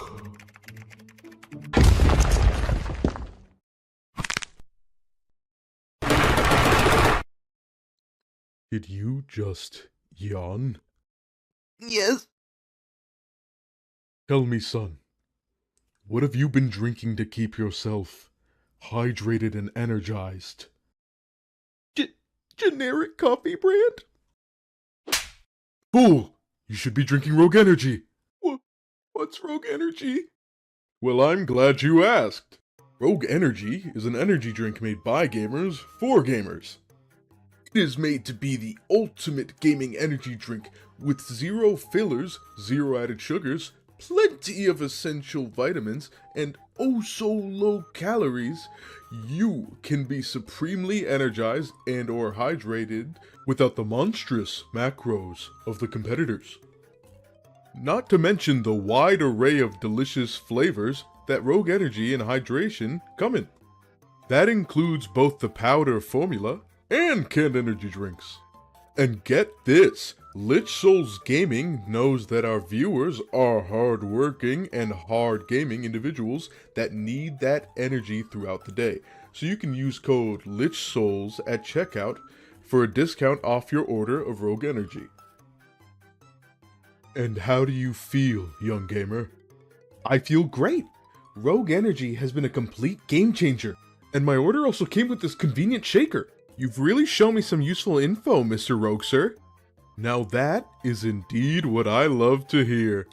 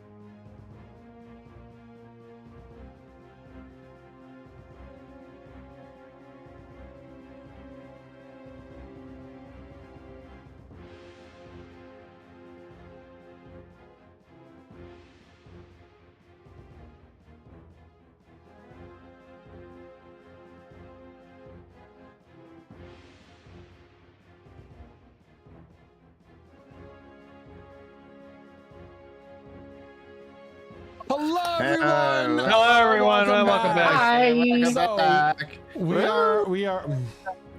are here on Initiative. initiative. We have already rolled initiative to save time here on the stream. We have Rosad with an 18, the Worm with a 15, Valerie with a 10, Emlyn with a 4, Naoki with a 4, and Renatus with a 3. So great initiative rolls overall, team. You did great. Someone's got to bring up the rear. Let's go ahead and get into it. Yeah. Oh my God. Yeah. I think we're okay. So we're just gonna say that we win the fight. Everyone's alive. It has a couple wish spell scrolls inside. You know? No. Okay. I tried. Worm go. So, Emlyn, you are currently swallowed by the creature. You have the restrained condition. Sorry. I need a strength saving throw from you, please. Before it can swallow you. Okay. Is there anything I can do to like? So you get a 0 on your strength saving throw, a natural 1 -1. All right. So this is the condition of you being swallowed. You are considered grappled. You are blinded and restrained. You have total cover against attacks outside of the worm. You will take 5d6 acid damage at the start of each of the worm's turns.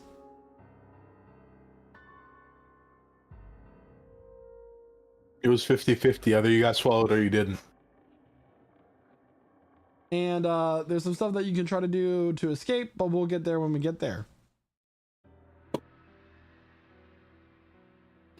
Okay. With that, let's go ahead and start combat. We have Rosad up first. Valeria in the hole.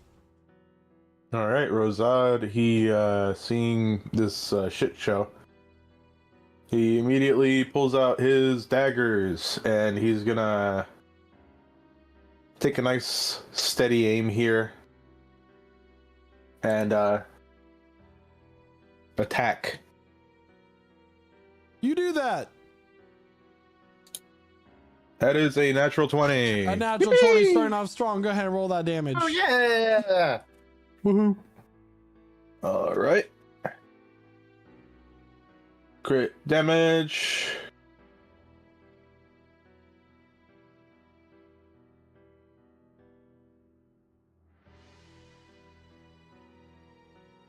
All right. So, and then Holy crap. do I have to roll the damage and the crit damage? Am I tripping?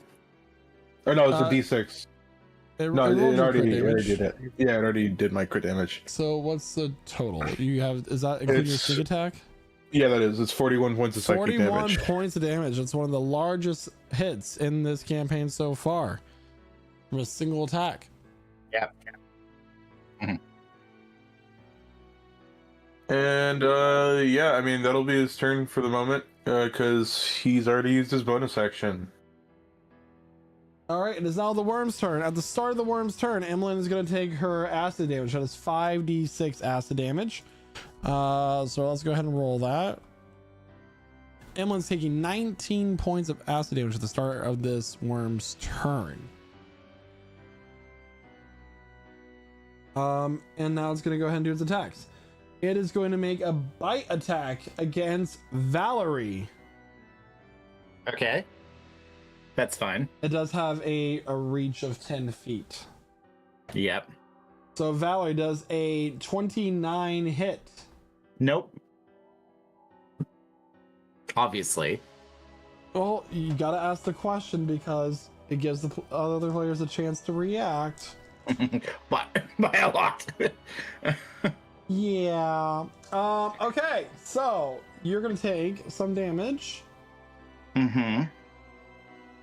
Let me turn that down a little bit. Because calm down, Midnight Syndicate. We get it. You rock. All right, you're gonna take 18 points of piercing damage as this creature bites down on your upper torso. It's then gonna use its bonus action to try to swallow you. You need to make a strength saving throw, please. We know that you are very strong. I purposely failed. You purposely fail. Yeah, All right. failed. And then it's going to Valor. make its stinger attack against Naoki with its reach of 10. It's going to move. It's going to move and then make its stinger attack with its reach of 10 feet against Naoki. Naoki does a 31 hit. You know the answer.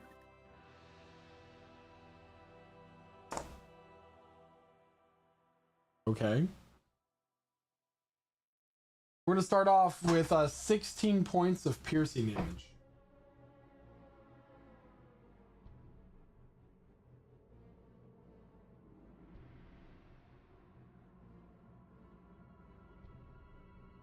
And 31 points of poison damage.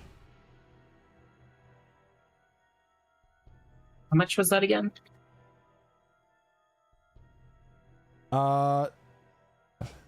Plus 16 points of piercing damage, 47 total. Unless you have Hopefully. resistance to poison. No. All right. Naoki just drops down to a very low amount of health. And with that is now Valerie's turn from inside the worm. Take it away. Okay. Emmeline's on Is deck. Valerie in contact with Emmeline by any chance? Is she like swallowed to the same port? Like they're nearby? You're also kind of thing? nearby. But you Okay, are well, restrained. All she needs to do blinded. is make physical contact with Emmeline if she can. If you want, I'll let you put this up to a coin toss. Roll a d2. 1, you succeed. 2, you fail. But you are blinded, so you're reaching out for Emmeline. How do I roll 1d2? Just slash R space D2. You can do D 1d2. whatever number. It's a 1. So you are able to make contact with Emmeline. You reach out, you call out to her, you make contact And with her. And I cast Dimension Door. Okay, yeah. And we both whoop out, and I'm going, I hate to say it, 500 feet. 500 feet away? Well, I'll go 250, halfway. Just like in... Hey, baby girl, the map ain't that big. Yeah. So Well, put let's yourself just- in one of the corners. Yeah, well, that's what we're going to do. We're not going to go the full 500 because we'll be spending the next 7 combats getting back to you guys. But we're like up here, if that's okay. I will, yeah. So let's just measure that. Just For 60 feet. the purpose of keeping us in the combat, we will be there. Okay. Okay.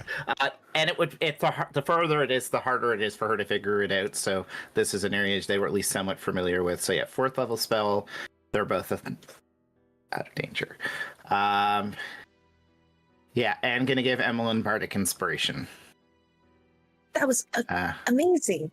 Yeah, I let it swallow me. I will never do that again. That's Agreed. my turn. All right. So with that, it is now Emmeline's turn with Naoki on deck.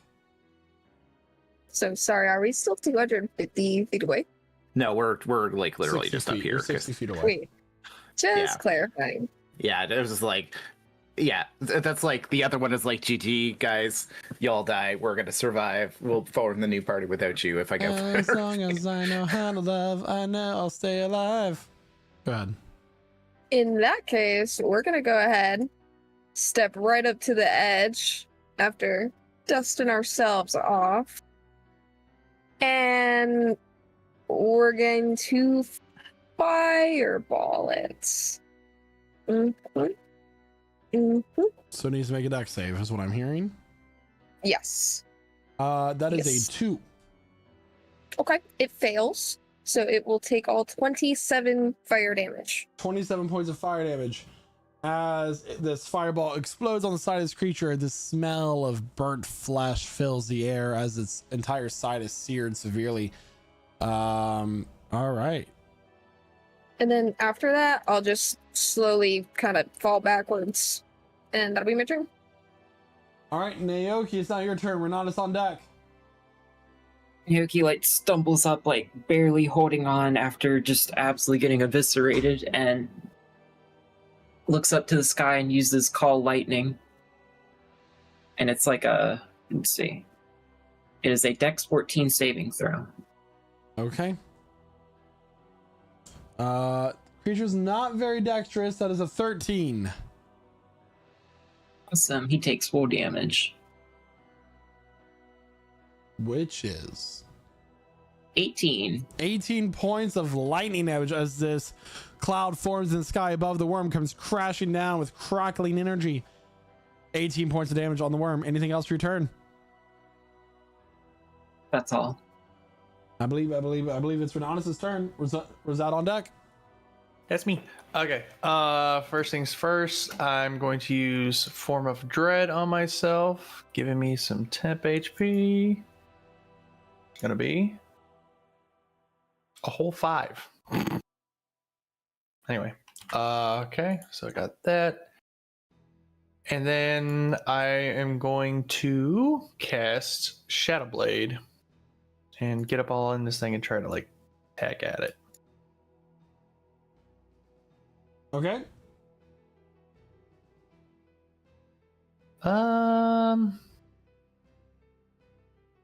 Yeah, okay. Well, highest I can cast is second level anyway. 16. 16 will miss. Well, shit. That's all I got. All right, it is now Rosad's turn. Valerie's in the hole. Right.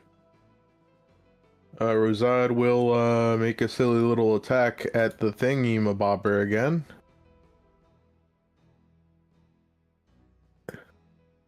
Which I will roll here.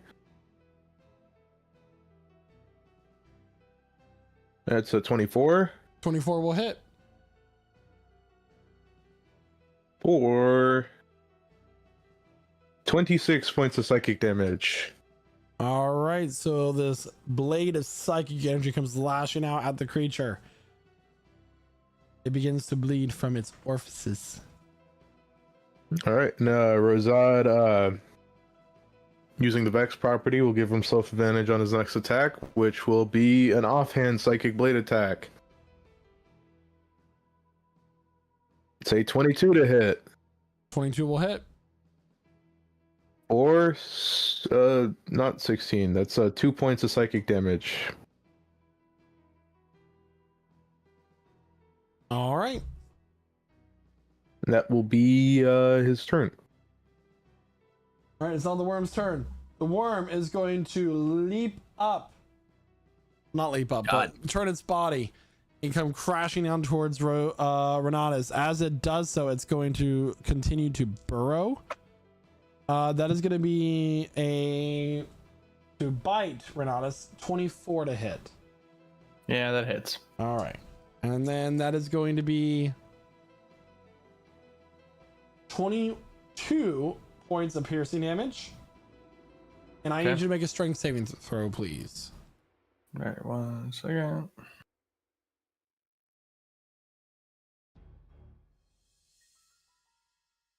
That.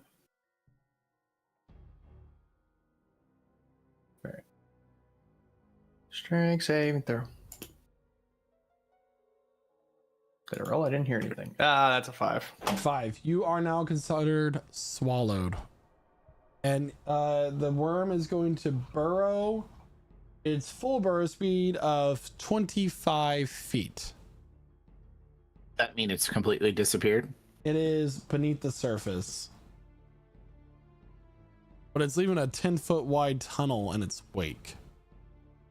So I'm not going to remove it from the map because it just went 25 feet down. I already used my Hail Mary there, Renatus. Well, all right, it is now Valerie's turn with Emmeline on deck. So Valerie will go up to the edge here. Can she, from this height, can she even see the worm at all? Sorry, I'm going to not move Emmeline. That'll be Valerie. It's fine. Don't worry about it. I'll say you specifically can just see the worm unless you're, so anybody else has to stand at the edge and look down. Okay. You can see it from the angle that you have. So here's the question: how high up am I? We'll say 40 feet. 40 feet. So I cannot possibly hit this with this attack. It's a really high tunnel. I mean, cliff edge. It is a high cliff edge. Well, Yeah. you know what? Let me reevaluate that because Does it see? you're. We'll say you're 20 feet. I'm gonna cut that in half. Yeah. You know what? I'm gonna try this anyways. Gonna. Can I drop a hypnotic pattern on its face? Like Its on its face head? is not facing. Its Yeah, face is pointing down. Yeah, so I can't drop it there. Okay. There's not really much I can do outside of just healing Naoki. So if I go, yeah, she's gonna go to Naoki saying, "Naoki, do something big here. You can do it." And I'll do a second level healing word on Naoki because he is still crit. Okay. And yeah, we'll leave it at that. Can't. No real point in using bonus action because I can't inspire Renatus if I can't see him. So yeah, I'll roll that in a second. It's just being weird. Okay. And then yeah, that's my turn. All right. It is now Emmeline's turn. Naoki's on deck. 13. Yeah, we're gonna try something new. We're going to come up to this cliff edge right next to Valerie. And I would like to summon next to Naoki a spirit of death. What? What the hell is It's that? a 4th level necromancy spell. I can send This is a you new like a spell, link. I feel like. I'm gonna look this up. I'm looking it up right now. Definitely take a look because I'm gonna need some help a little bit with this. Using Not a- too much. Using a spell you don't know how to use. Everybody say shame. Shame. Okay. I must practice. Hold on. I'm trying to find the. Oh, this is. It would help if I could find. It's in the actual Book of Many spell. Things. I'm in the. Oh, it's in the book of many things, not in the. Yeah. It's from the Book of Many Things. Oh, okay. What do you want? Tell me the spell. Okay. It summons a spirit that embodies death. And then it has a bunch of stat blocks. It has the Reaper Spirit stat block if you want that. But I'm just gonna summon that next to Naoki, and it has the initiative right after mine. And it lasts for an hour.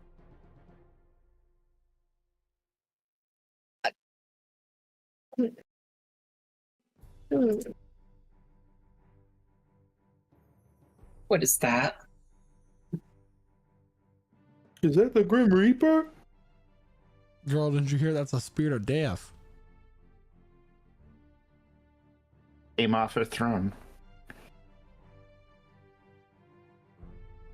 You did it. it's You me. solved the prophecy. Is it come in the shape of a little creepy little girl? No. All right. Okay. It's now the spirit of death's turn. Okay, the Spirit of Death is going to make a multi-attack, only 2 attacks, and I will roll for those attacks right now. Bada. Is that the damage or the attack? That should be to hit. Actually, let me check. So it would be a D20 plus the modifier. Okay. And my modifier, I believe, is 6. Great. So do you want to roll a D20? It's whatever your spell attack is. An 18. 18 will just hit. Okay. Okay. So now I'll do the damage. Bada bing, bada boom. For that one.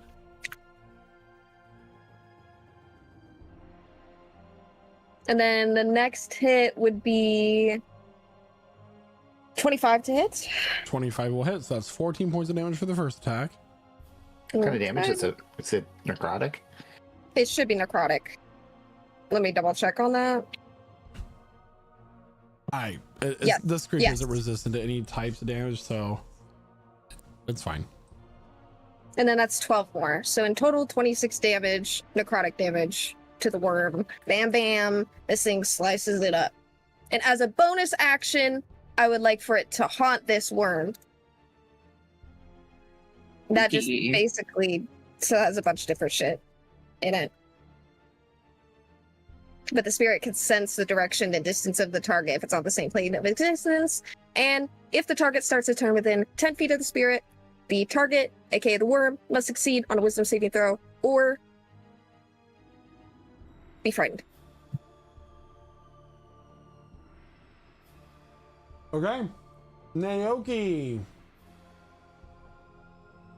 So I'm peering into this hole. Can I see its ass?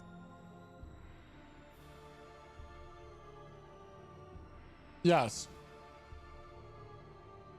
All right, so he's going to peer into this hole and just point down, and his thunderstorm is going to strike another 18 damage onto this thing. What's the dex save? It's 14. I got a 15. So now you take 9.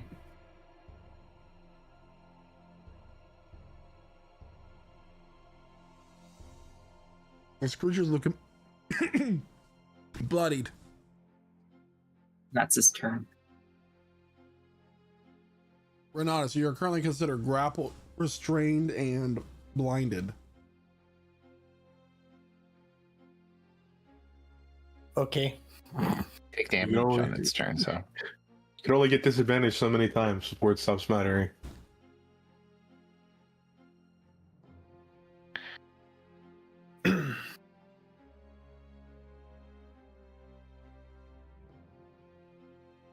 I got a feeling I know what's about to happen, but you know. You get Well, a feeling. I can't actually do anything. You try to attack it from the inside. I mean, I would have to be able to be not grappled. Oh wait, never Yeah, mind. You can attack while Yeah. grappled. Your attacks are just are your attacks with disadvantage? When you're Restrained? restrained, yes. Restrained, yeah. Yeah, do you have to see your echo to swap places with it? I have to see where the echo's going to go. Ah, okay. Yeah. Darn. Okay, since I already took damage, that means my Shadow Blade is gone. But I am going to bonus action summon my longsword, and I'm gonna try to stab at it from the inside. I guess one-handed, since You can attack two-handed. There's nothing that Yeah. says you can't. Yeah, just means you're wrenching the sword through its guts with two hands. 23, 23. 10. I also never use my inspiration. That's a total of what? Oh wait, is that disadvantage? That was just for the attack roll. Yeah. Yeah, I mean, you can use your inspo, right? Yes. What's the die for? What do I add to it? For inspiration, I never used it yet. For the DM inspiration, it's Yeah. or we just You do just another roll again. D20 roll. Yeah. Yeah, just do another attack. Huh. Natural 19 would hit by a lot. Yeah. But does the inspiration roll negate the It's just disadvantage? one extra roll. Oh. Hmm. Well, so it's still a 10 then. Even if so no, you get the 19. Yay! Okay, So you cool. rolled Take a that. 27. You get to re-roll one roll is what the inspiration does. So then Oh, okay. it became between the 23 and a 27. So you technically get the 23, which hits. You just Okay. use your inspiration to refocus, and Right. Okay. in this moment, you're feeling like you're failing, and this moment of heroic inspiration hits you, and you actually do the thing. That's gonna be 11. That's slashing gonna damage. hurt. Really hurt. All Alex. right. Cut from the inside. Boink. Okay. Well, What else do I have to lose? Let's try here. Alive. I was gonna say that, but I thought you were gonna hurt me. Story arc. Oh no. Anyway, But you know, I'm gonna get action a surge. character that talks. Action surge. Let's try Chat. again. He's action surging. Yes. So shady. It's a 12. I know that's not gonna hit. No, Well, that was a waste. 12 will not hit. Nope. And that's my turn. It is now. Wait. A 16 didn't hit on the outside, but the inside is squishier. Is that taken into account? Unfortunately, that is not taken into account on the character sheet. It doesn't even say natural okay. armor next to the AC. So Oh well. it That's would fine. not be a Quentin's turn if there was not a weight in there. So it is now Rosad's turn. Rosad is going to use his bonus action. No, actually, if I were, is the hole directly down, like straight down? Straight down. Straight down. So if I were to run over to the hole and Nice. jump down, would I would I fall like all the way down?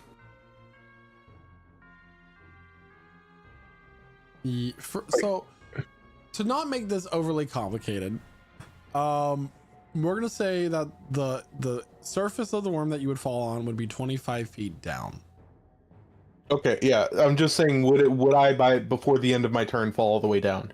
You fall immediately 500 feet. Up to 500 Yes. feet. Like when you drop on a turn, it's immediately. I think the way we did it was like for free fall, like 250 at the beginning of your turn, 250 at the end of your turn. Does that sound right? Anyway, you can fall up to 500 feet when you first start to fall. Immediately, it happens immediately because we can't really worry about like what happens across 6 seconds. Turn it split. Should I roll anything, or do I just take the damage? You'll take the damage. Okay. So Cool. it'll be 2d6. 6 points of bludgeoning damage. 6 points of bludgeoning damage. Let me apply that. All right. So now that Rosad's standing on top of this thing, he's going to use his main action to attack it.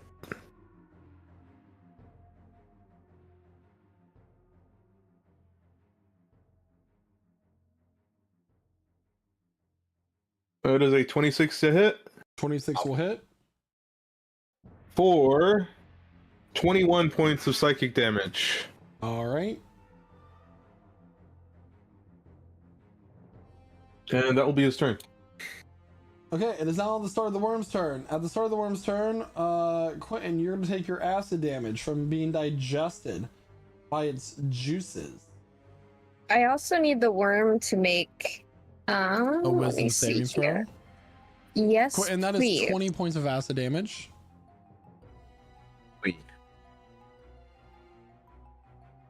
Ricky's gonna do spooky stuff. Wisdom's the wisdom is for a save, it's gonna be a 7.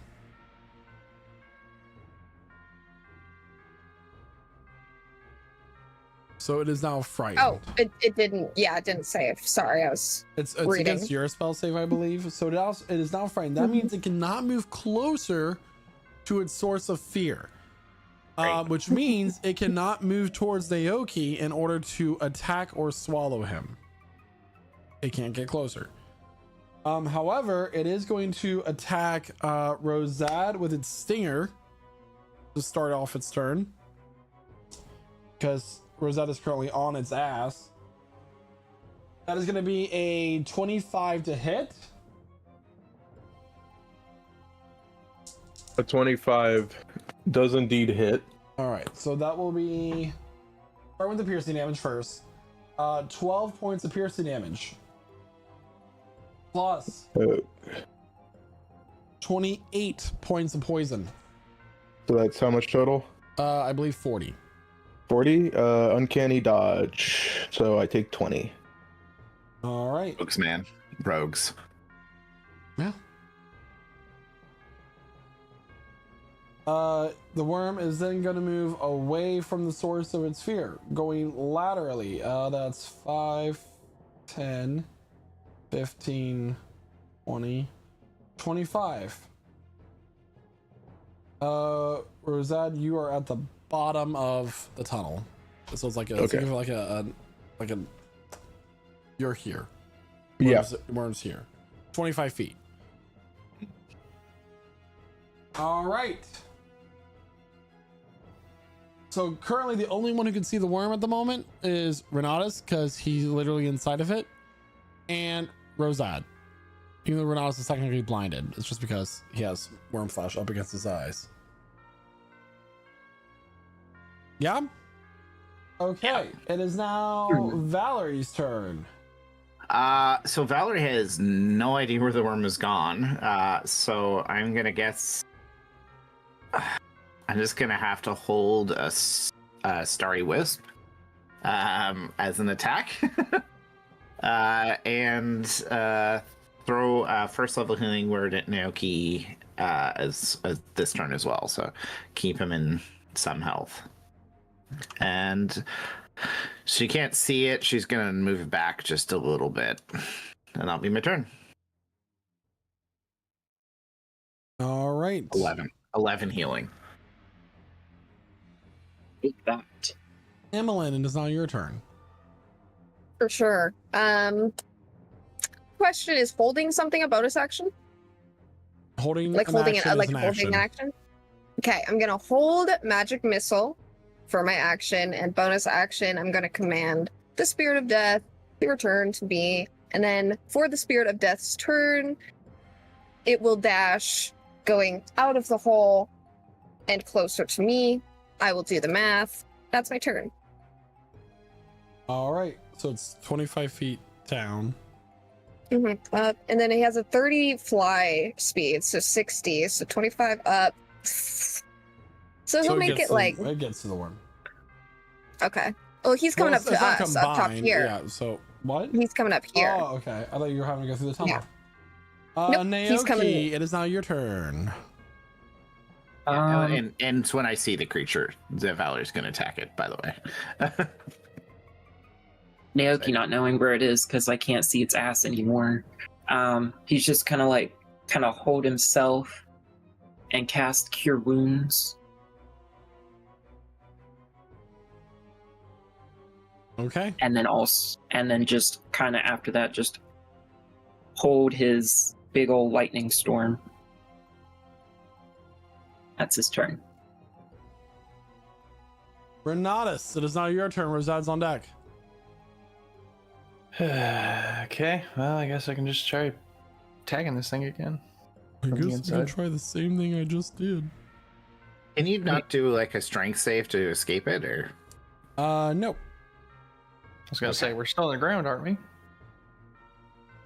Well, that's irrelevant because that's not how the us as players, we get really caught up in the fine details of things like, does this make sense? But the game rules says, hey, this literally is too precise to make sense mechanically. So we're gonna simplify it.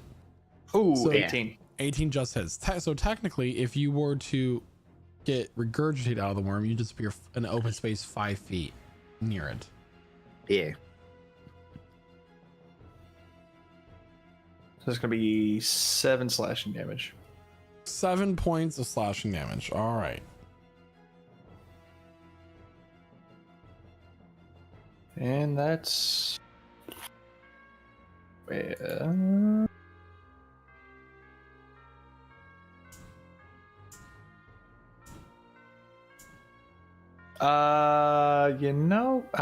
crap, I should have done that first. Oh well. Save it for next time. Okay, that's it. It is now Rosad's turn. All right. Rosad will he'll attack the thing once more since he has line of sight.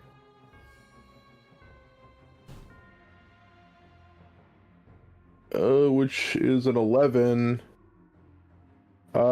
Which, you know what? Hold on.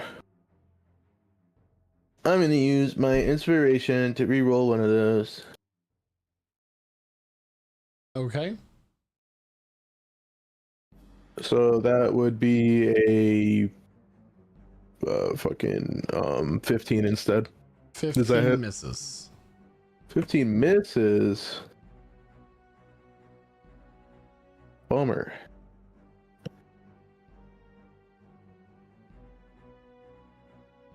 One second.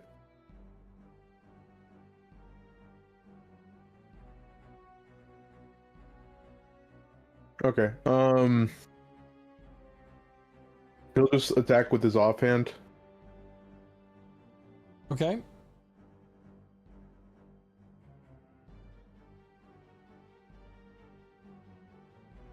It's another 15, so it misses again. 15 will miss. Yep. And he'll run up and just keep following it. Okay. All right, at the start of the worm's turn, Renatus, you're gonna take 20 points of acid damage as you start to see your flesh is getting dissolved. You have open sores starting to form these ulcers on your skin. It's quite painful, quite burny. Sanders. Anyway. So we're gonna go ahead and continue on with a tail attack against Rozan. Rozan does a 25 hit. Yep. All right, so that is going to be the 2d6 plus 9. That is 18 points of piercing damage. And can he dodge again? Well, we got the poison damage. Yep. I'm sorry, piercing damage, and then poison is 32. So the total here is going to be 50. So that's 25 points of damage total that you take. All right. The creature is going to move 5, 10, 15 right here. And reemerge. Here we go. I need a bite attack. And our held attacks would go off. Yes. So go ahead and I get an attack of opportunity as well. you do. Dex 14 saving throw. Valerie misses. You need a dex saving throw. Okay, so let me go ahead and roll that. I I already rolled my also need attack a roll. saving throw. Can y'all chill for just a motherfucking second? Thank you. Sorry. It is a 17 for the dex save for Naoki. That's 12 points of damage against 12 it. points of damage. All right. Does it And- deter it any? That's not how the spell works. It would have to move on its turn and like make a decision as a beast would. It's already used all of its movement to get to you and try to bite you. Which I already rolled that attack roll, and we're gonna get to that in a second. And then what was the attack roll for your 25 hits, 11 misses for the Starry Wisp, and then a dex save for the Fireball. 6 for the Fireball. That is 16 points of damage. All right. 20 points of psychic damage as well. Not quite enough to bring it down. The roll I made on the attack roll for the bite as it's coming up is a natural 20. No. I need a strength saving throw from Naoki. You can do it. And I'm going to go ahead and roll the bite. That's a damage. 4. Really? Seriously? You can't do it. I'm sorry. Y'all are In mean. fact, yeah. Hold on. That is good. We got you. Naoki is going to take 26 points of piercing damage as these purple jaws come shooting up out of the ground. Rocks shatter. Naoki begins to lose his footing. As he starts to fall back into the jaws of this creature, he calls down the lightning as a fireball goes off. And then the psychic blade goes into the worm's ass, but he can't see that. And then the jaws shut around him. Darkness. Okay. Cool. Valerie, it is now your turn. As the worm has So begun that- to crown. Okay. Valerie's gonna just go right to there, and she's gonna drop a shatter on it.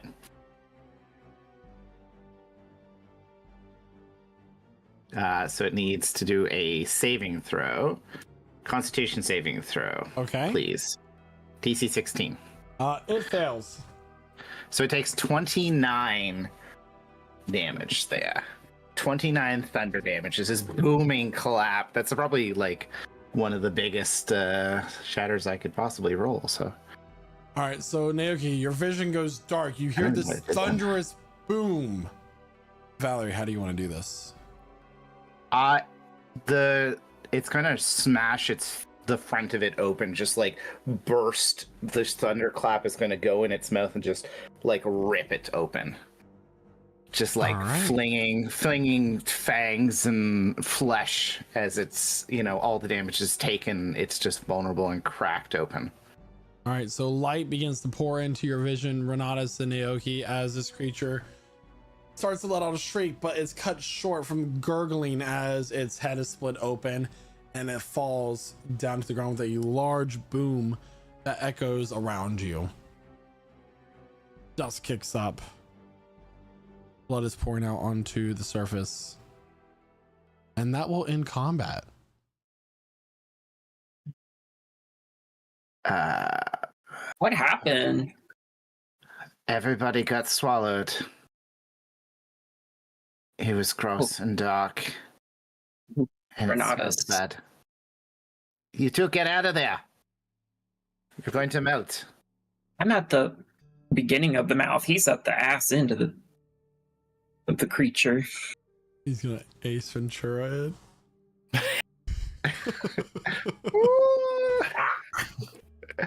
So is the hole that the worm bored rough enough for Rosad to climb out on his own? Okay. It's gonna take you a couple seconds, but yeah. I guess Valerie and Emmeline will try to crawl down the cliff face. Oh, we can just come here. Do you just want to jump? Yeah, and we'll just take Valerie's hand. They'll jump, feather fall, boom. Land on the bottom, easy peasy. It was nice going down with you. Why would you land on Naoki like that? I didn't. No. Well, I thought it was my bad. Yeah. So yeah, I guess we'll come and help them crawl out of the guts. Okay. And prestidigitation on them to wipe off the acid and the gore and.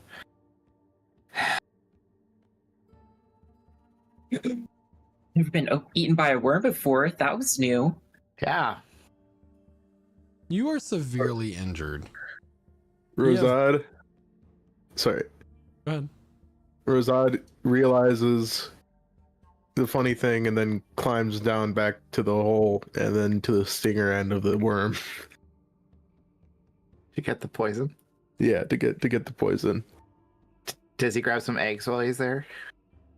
Does it have eggs, Michael? Can I actually look around? Is there a way that I can look into this thing? Through the open head? Do I need to cut it open? I will say, if you go into this creature, you may risk acid damage. But I had the feeling that that's not a deterrent. You're going to do it anyway. So do what you want, Queen. You have been burned already. I have been burned. When you stick a fork into a power socket the first time, that's one thing. I got you, Diva. Can I get a survival check from Rosad, please, as you are trying to work on cutting away the venom sac of this worm? Just a survival. Yep.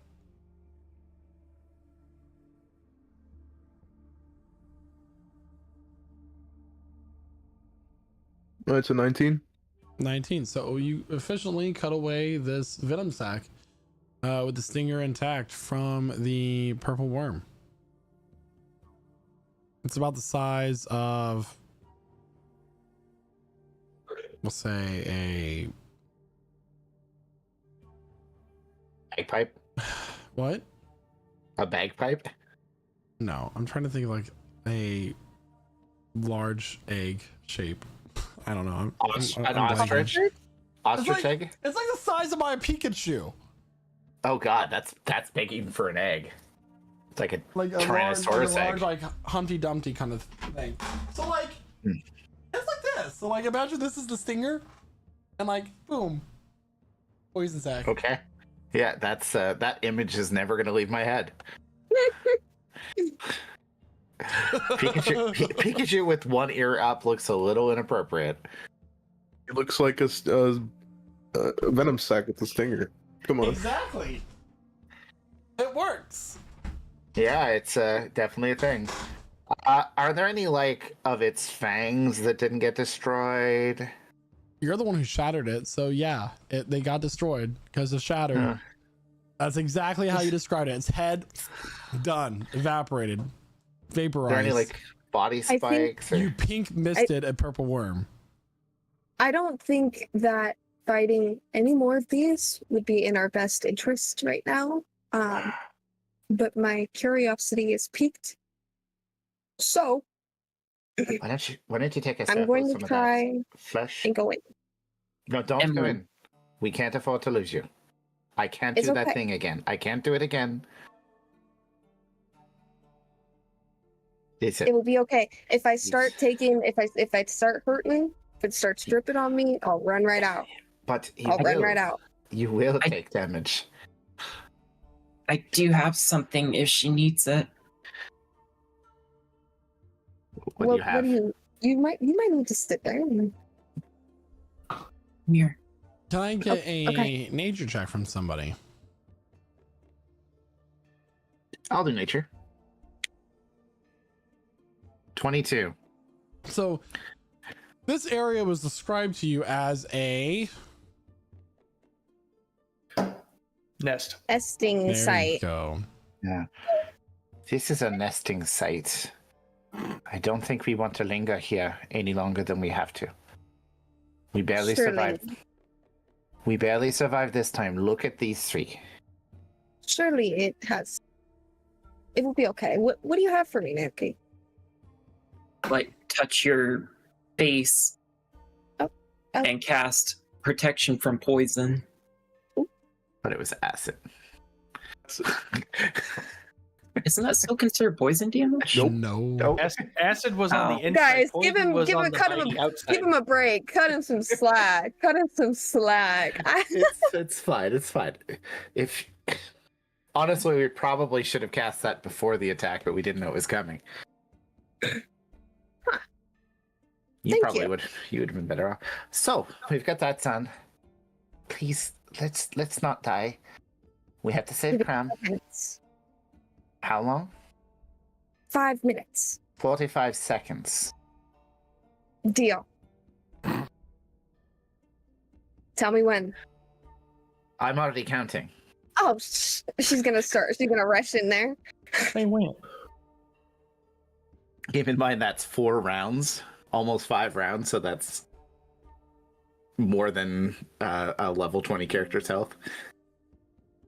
Okay, well, let's just take it really slow, actually. We'll rush in initially, but I mean, am I seeing anything while I'm looking in there? I mean, do I see any white or cream colored ballish forms? I assume that's what their eggs look like. I have no idea. I'm going in blind. Literally, because you don't have dark vision. Well, I do have that light on my. No, I don't have that light on my hat, but I can cast light on my hat.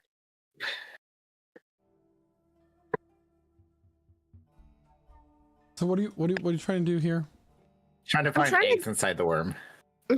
Just peeking inside slowly. I don't want to just rush 30 feet in there. So make a nature check for me as you go in. I don't A actually have a timer. A what? A 14? So this worm doesn't have a uvula, so it's clearly not a girl worm. But no, so look, examining it, this does appear to be a male, and that might be why it got so aggressive as you entered the area. Damn. No eggs. Well, Your time's up. she's gonna like. Ugh. All right, I'm ready. I'm ready to go. Precipitation. Let's get out of here. Where's that? Where's that? He's climbing back out of the hole with the venom sac tied to his back.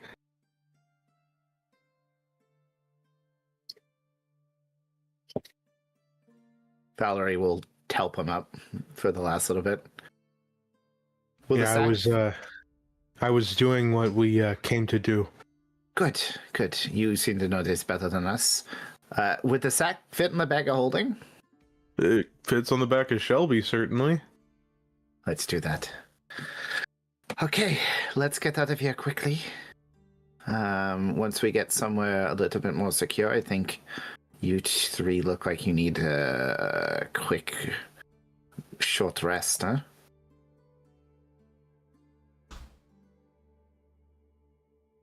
We'll be okay. The adrenaline's still kicking.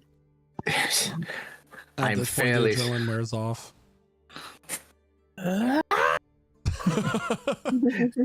My endorphins. Anyway. So you load the venom sac onto the back of Shelby and begin to head your way back to Nolthies. Mm-hmm.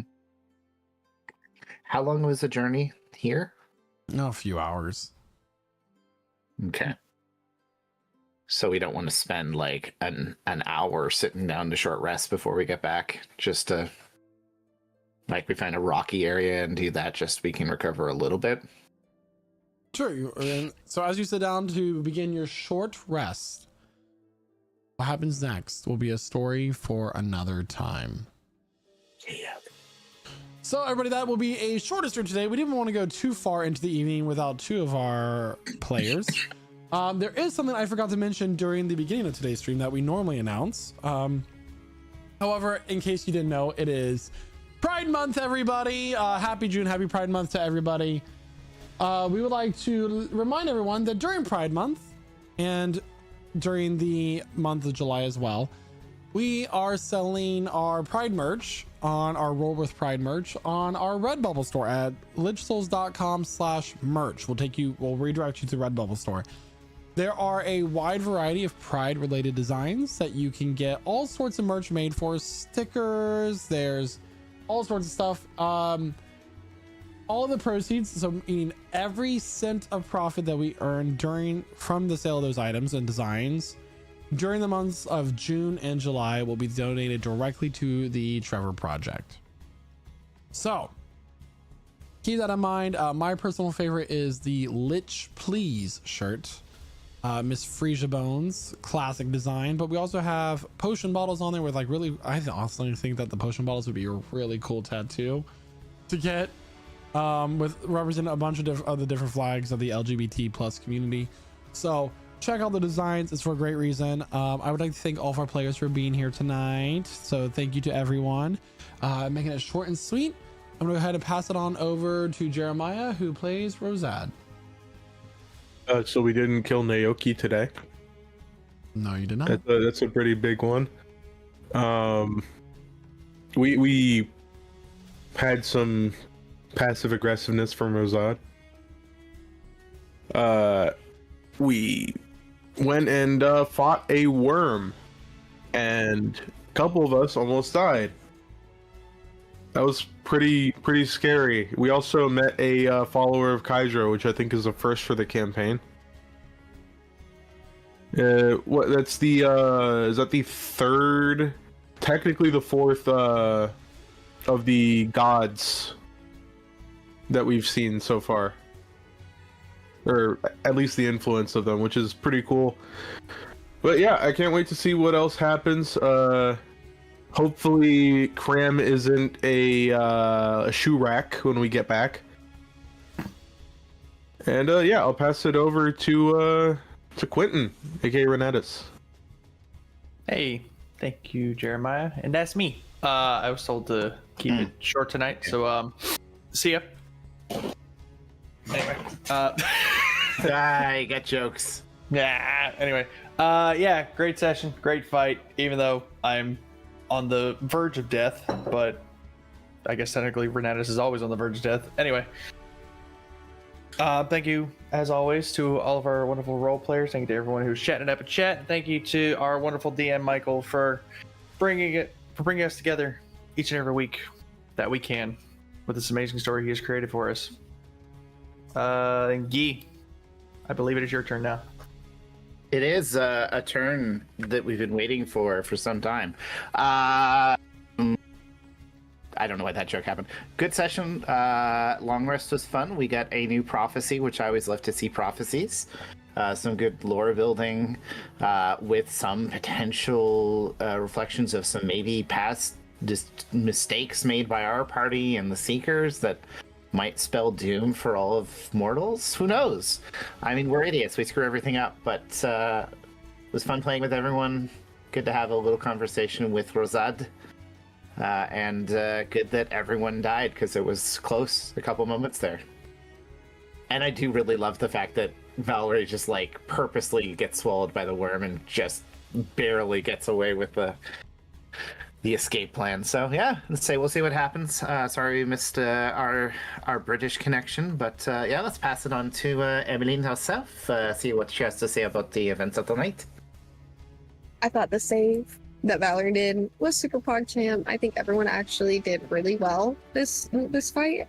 The worm was obviously doing a lot of damage to us, but we were doing a ton of damage to that worm.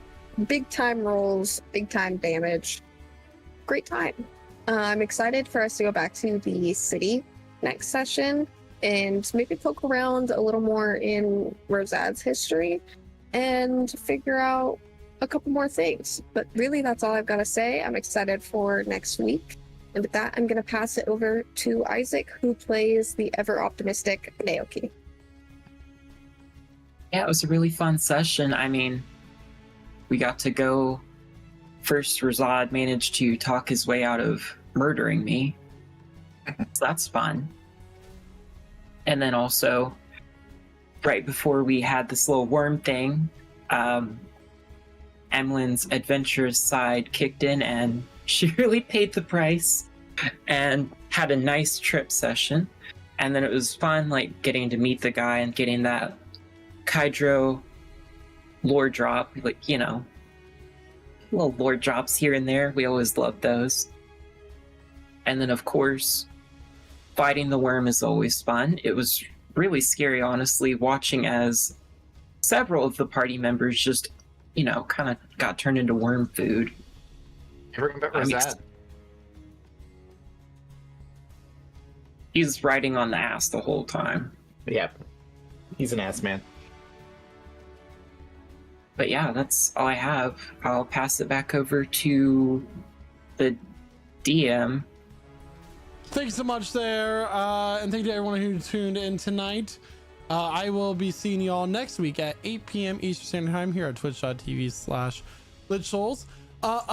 Also let everybody know that Thursday through Sunday next week, there will be no streams here on the Lich Souls channel due to it being Pride Weekend here where we live, which I have to work. So until then, everybody, we'll see you all next Wednesday at 8 p.m. Eastern Standard Time here at twitch.tv/LichSouls. Until then, bye! Bye! Bye-bye! Bye!